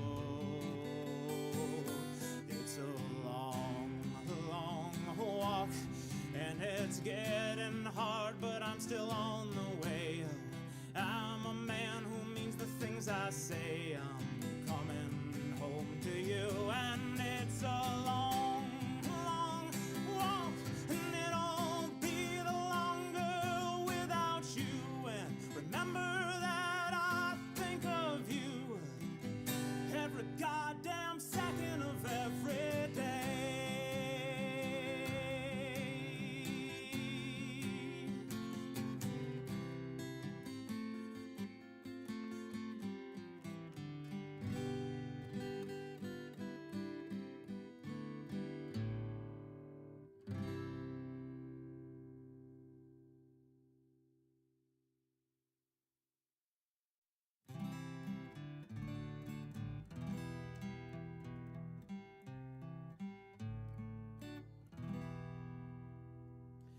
time of far antiquities, the first wizard laid a plan.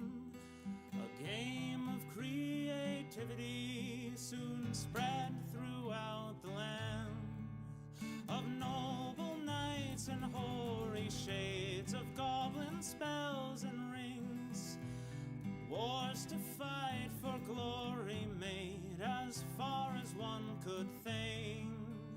To build a world inside a deck, no kingdom of your own.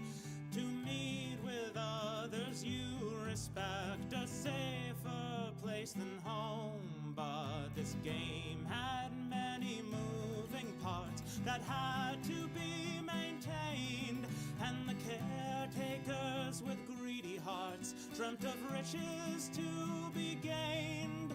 Machines re-geared to print more cards to meet increased demand. Unceasing commands to remand older standards, left commanders who could not command. So with cardstock of tissue and clarity issue, spells fizzled and walls turned to dust. Shamans and sages lapsed into rages, he sizzled, sickles and swords turned to rust. But these were just wizards playing a card game. Who cares if they suffer or fail? Why should they have a space to feel trusted and safe? You can make much more money selling straight through the mail. So let's drive to the Southlands and play in the Great Hall. For the decade those venues survive, until they're deprived of what they need to thrive. Wizards' towers to empower larger halls to serve all. 'Cause magic is not a thing one person owns, or a company, corporate or small.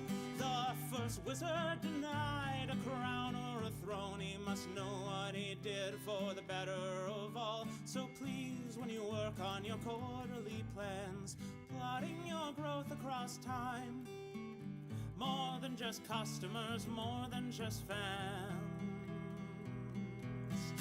People's well-being and sanity are on the line.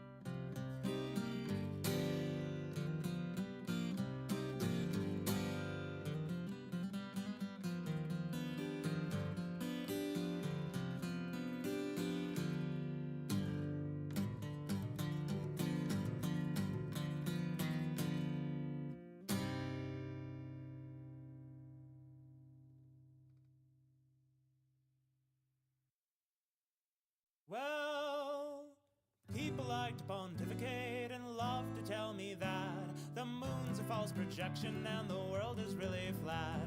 Things can't just be good or bad, there's no real way to know. And to say you have an answer is to let your privilege show. Well, the laws of physics stay the same, regardless how we feel. I hope you and I at least can cry, reality is real. Reality is real, reality is real. The stars in the sky are burning gaseous spheres. Math works alright and physics makes it clear that reality is basically real. Sometimes I almost lose my mind when someone tells me that it might be true for me, but for them there are different facts. Because they want it to be that way, well that way then it is. So let's repeat the same old horseshit that was fed to us as kids. Well, our behavior has to change regardless how we feel. I hope you can take a stand and present a strong appeal that reality is real. Reality is real, reality is real. The stars in the sky are burning gaseous spheres. Math works alright and physics makes it clear that reality is basically real.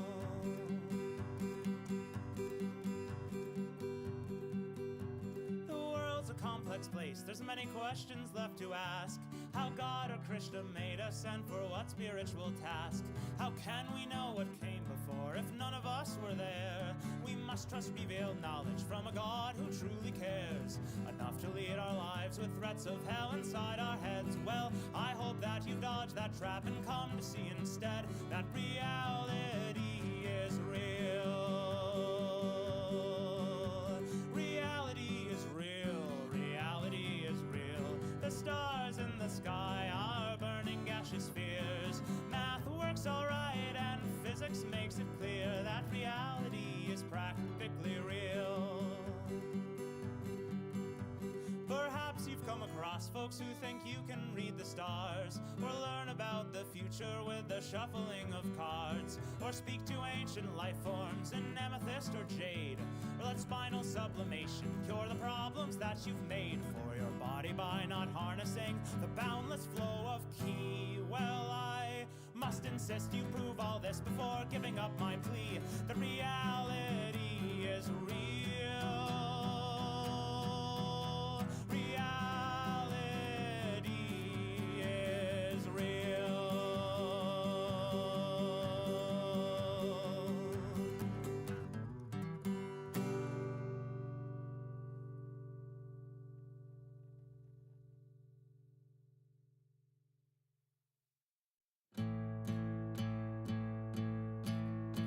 They say he was born in the smoldering crater on the plains of a nameless backwater moon.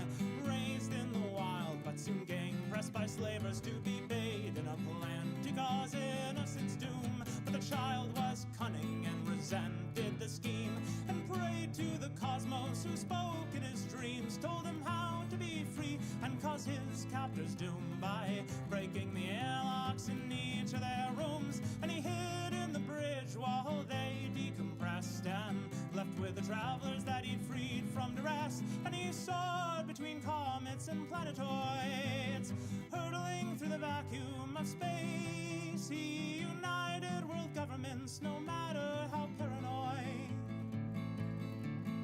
and provided a future for every sapient race.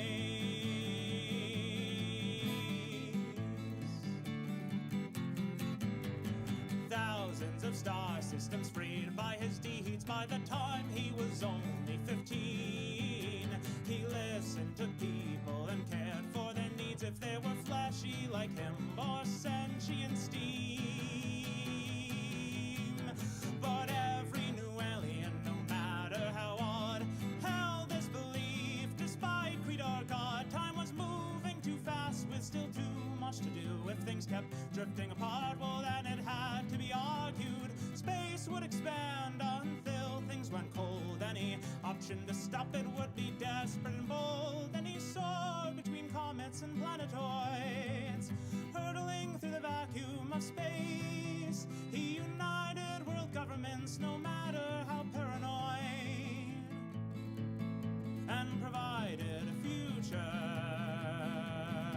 for every sapient race.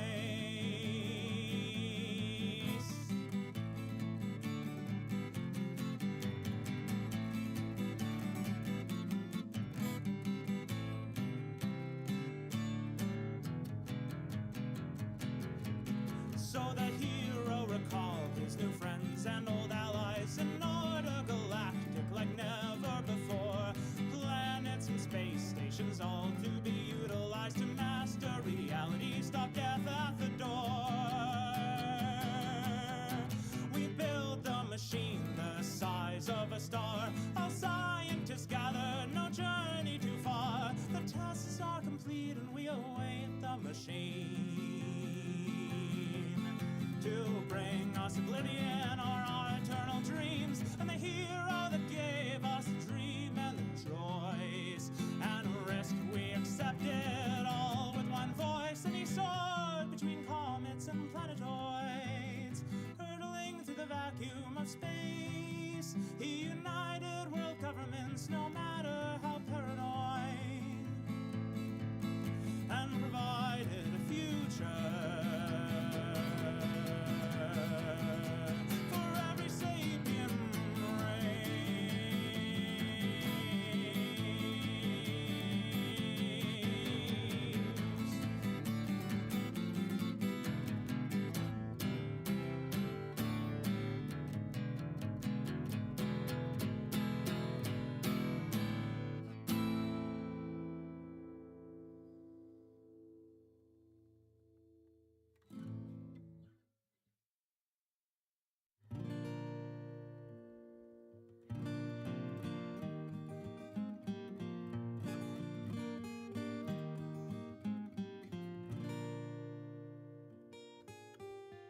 When I left, we both promised we'd wait while I worked the mines of Perseus 8. As I watched another worker get flayed and dismembered, much to my dismay, that's when I remembered near light speed travel expands local space-time. So 1 year for me is 12 years for you. By the time I'd return to feel the earth's sunshine, you'd be just 2 months shy of 72. I know that you've already realized this. We were both quite young and dim, but I'm mining this plasma and clenching my fist to distract from the mold colonizing my skin. I have less than a quarter of my own DNA. I'm more protozoa than man. And I'm on break from mining, and I had to say,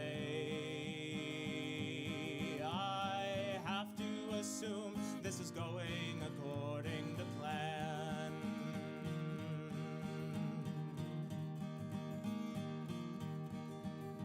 And I feel quite the fool as I left in your name any credit I'd saved if I live not to claim the pension I'd earned from the toil and grind of fighting off cave bats that feed on the mind and digging for ore that howls in the gloom. As you carry it back, it whispers and hums, tells you dark tales of mayhem and conquest and doom. But you grow accustomed as you go numb. I know that you've already realized this. I should have read the fine print, but I'm hauling this ore and I'm clenching my fists as tendrils of slime drip down my chin. Bombarded by particles exotic and rare, I've become much more mushroom than man. I complained to the foreman, but he didn't care. I have to assume this is going according to plan.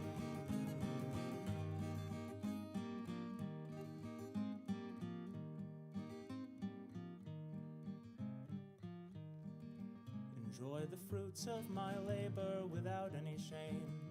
My hands have no fingers, I could point at you. Still I wish I had not put the accounts in both names. Is a thought that still lingers as I dissolve into goo.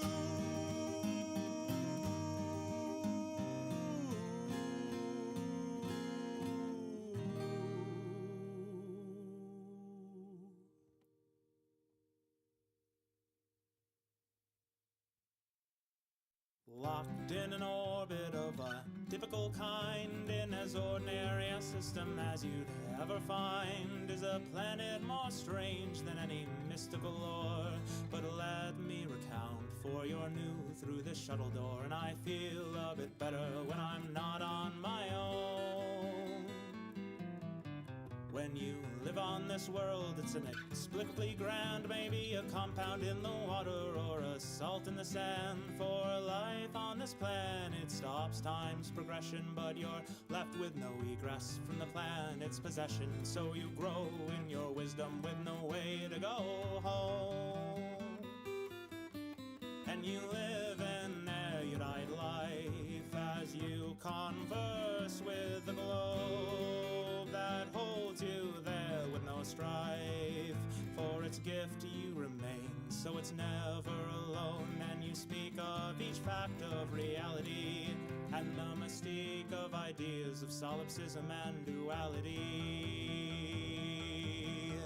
But never can you use your wisdom or skill. The planet holds you there with unbreakable will, part of a menagerie of eternal playthings, there to tell stories, craft artworks, or sing. For a planetary intelligence of staggering breath, content to leave you there without sickness or death, a companion eternal, a being supreme, your divine benefactor in a near endless dream. Well, you might wonder how I know of such a mythical place, yet I waste away in this station set far into deep space. As a young man I passed up a trip, coordinates locked on a trustworthy ship, but it seemed at the time, despite the bounties it gives, you can't die on Tierra Eterna, but you can really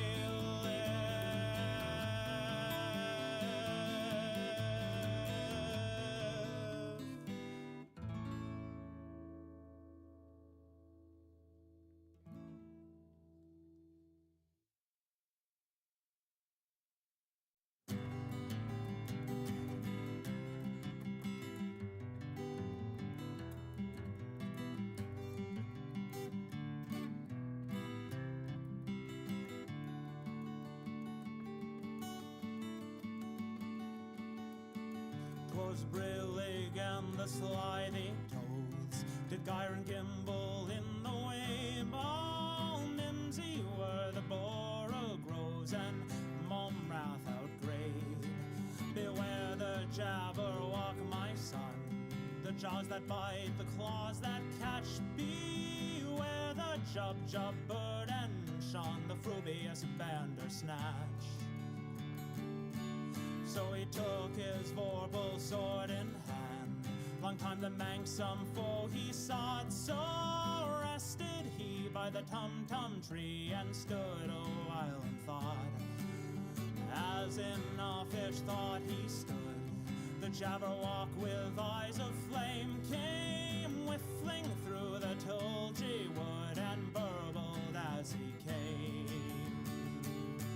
1, 2, 1, 2, and through the vorpal sword went snicker-snack. He left it dead, and with its head he went galumphing back.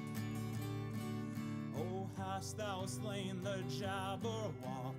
Come to my arms, my beamish boy. Oh, frabjous day, Kalukale, he chortled in his joy. Was Brillig and the slithy toads, did Gyron gimble in the wave, all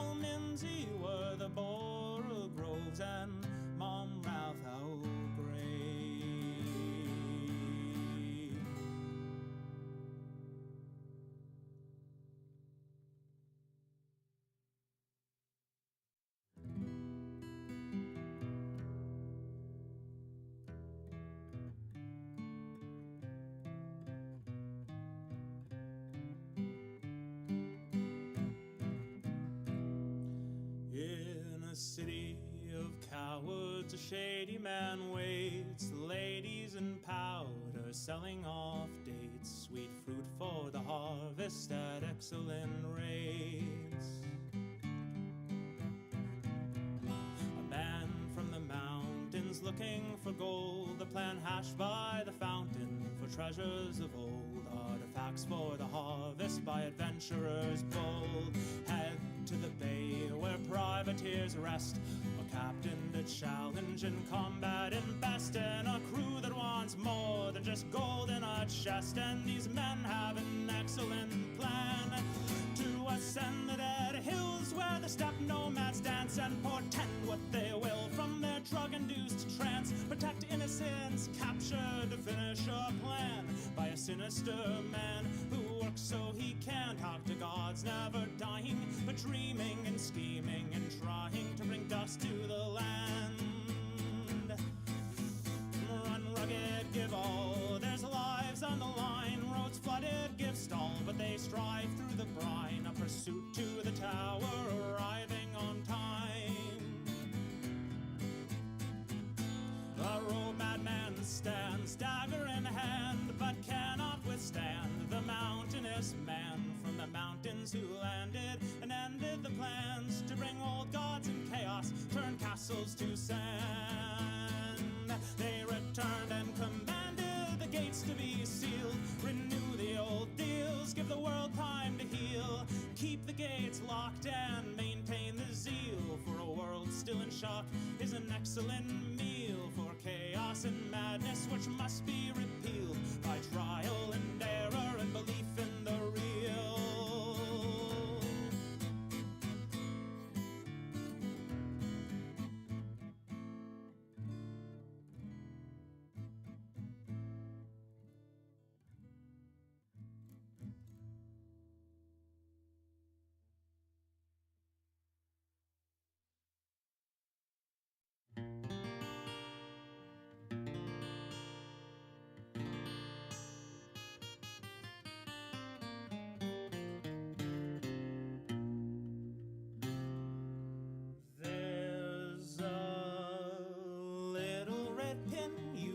Stuck in your hat, a hammer and sickle that catch light and flash. Well, I can't help but notice the diminutive thing you might wear to display that you're on the left wing. But Lenin wasn't exactly a lover of freedom, and Stalin wasn't great to the poor.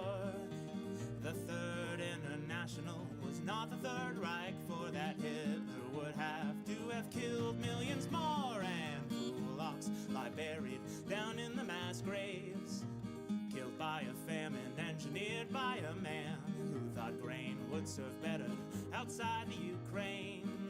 5 million dead for a new 5-year plan. There's a lot of ideas from the last century that made sense at the time, but now it seems to me solidarity for workers might seem a bit dated if the jobs that they work all become automated. The unions sold out their more radical kin for better treatment from the boss man.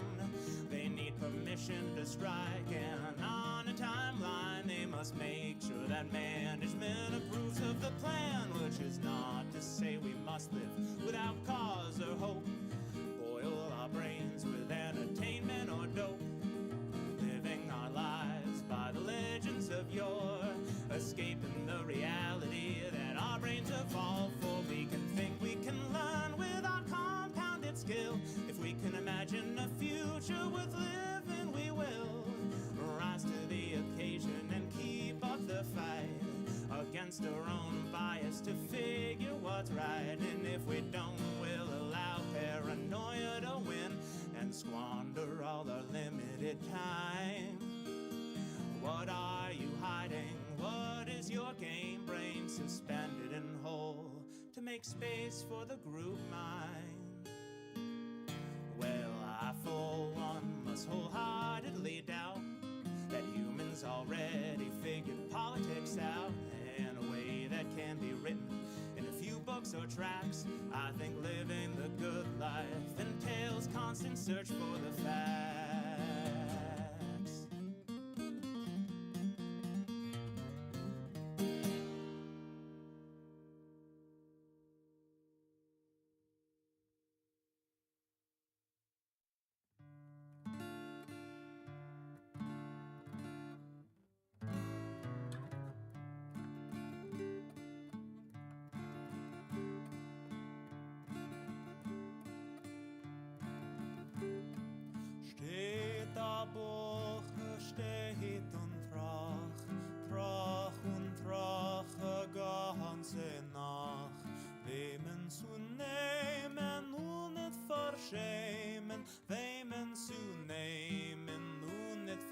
shame. Tumbala, tumbala, tumbala-laika, tumbala, tumbala, tumbala-laika, tumbala-laika, spielball-laika, spielball-laika, freilich soll sein.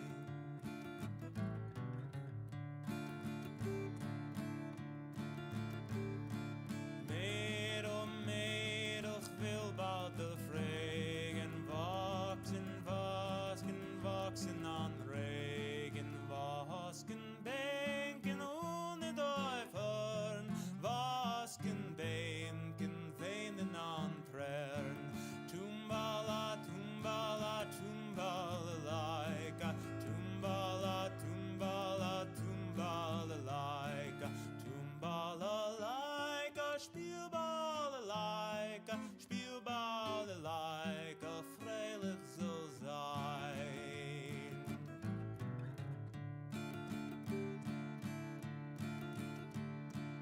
Närrischer Bocher, was darfst du fragen? Aschen kann wachsen, wachsen an Regen. Leben kann brennen, ohne Teufern.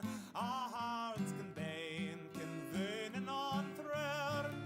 Tumbala, tumbala, tumbala-laika, tumbala, tumbala, tumbala-laika, tumbala-laika, spielball-laika, spielball-laika, freilich soll sein. Tumbala, tumbala, tumbala-laika, tumbala, tumbala, tumbala-laika, tumbala-laika, spielball-laika, spielball-laika, freilich soll sein.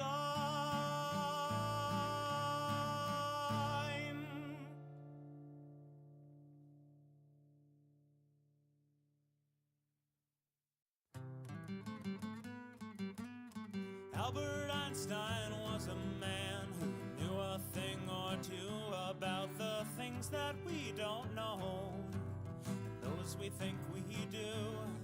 Well, the only thing I know for sure is just how little we know. So come on down and grab a chair and join our big old stupid show. Is it maybe conceivable that an educated chimpanzee with basic skills and reasoning might not build a utopia if presented with a chance? And is it probably quite probable that any idea that coincides exactly with your pre-existing biases might not be best in this circumstance? Christopher Hitchens was a guy who knew how to argue about the toxicity of blind faith and the damage it can do. But he supplemented his logic with Johnny Walker and cigars. Dead before he was 64, no deathbed confession after all. Is it maybe believable that we might not have the slightest clue what we're going on about, but it might be worth it to take a look? And could it maybe be feasible that any deific being hidden from all observation might be a bit too difficult to explain with just one book? Ray Kurzweil is a guy who thinks we can be immortal someday, and all we'll have to do is an injection or two to alter our DNA. Thousands of tiny robots swimming in our blood, a race of near immortals stuck on a shrinking ball of mud. Is it maybe believable that multinational corporations might not have our best interests in mind when thinking about new business strategies? And could it maybe be feasible that in a world of finite resources, planned obsolescence might not be as good a course of action as they'd have you believe?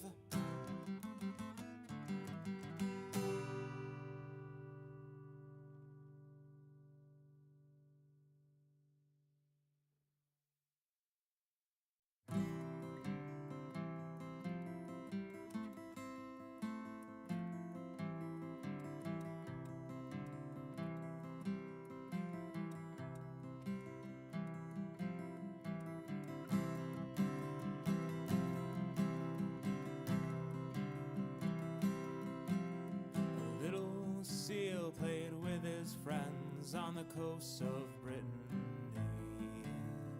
Clever games with no real end, playing just for the glee, but too much vigor and noisy zeal frightened all the elder seals, fearing that the predators might hear their joyous squeals. So the elders, to protect the young one, though not cruel sea folk, fixed a bridle to the pup and around his neck a yoke, to keep him tethered to the herd, not going where he pleased. Though it seemed cruel, the group conferred, this pod has pressing needs. Though not cruel folk, the elders spoke over the young one's plea.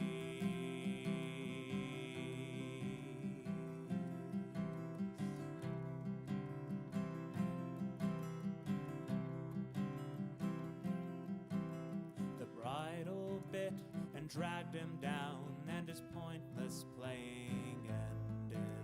Why kiss the sun and the open air when there's salmon to be tended? But he still thought of the days held between the sun and waves. He still concerned the elders when they saw his longing gaze. So the elders, to protect the young one, though not cruel sea folk, fed him bits of cone, snail, blowfish, bladder, and urchin yolk, to keep his thoughts how they preferred, not going where they pleased. Though it seemed cruel, the group conferred, this pod has pressing needs. Though not cruel folk, the elders spoke over the young one's pleas.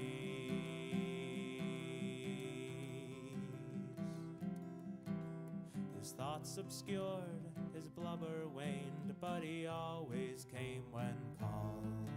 He became demure, with actions pained, but no longer a threat to all. And he seldom thought about the days, exploring for new hidden caves, with freedom to act or think and feel in new or novel ways. So the elders, to protect the young ones, though not cruel sea folk, affixed the bridles to the pups and fed them urchin yolk, to keep their thoughts how they prefer, not going where they please. Though it seemed cruel, the group conferred, this pod has pressing needs. Though not cruel folk, the elders spoke over the young one's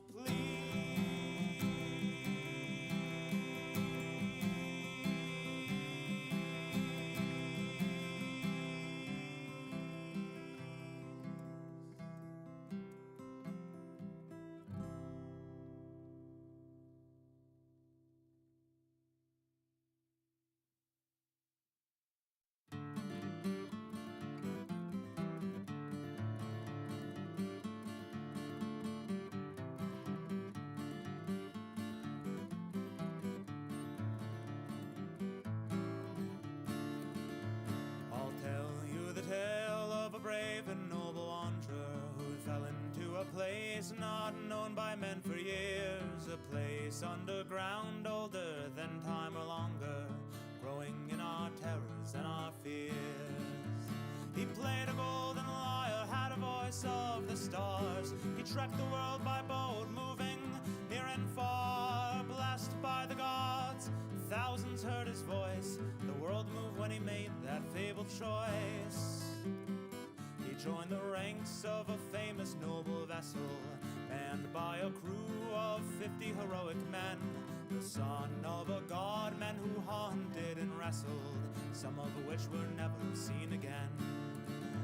He angered the gods, and their vengeance slew his lover. A deadly nest of snakes left her body cold, though he knew in his heart he could never love another. Hatched a plan both foolish and bold. He played a golden lyre, had a voice of the stars. He trekked the world by boat, moving near and far. Blessed by the gods, thousands heard his voice. The world moved when he made that fabled choice.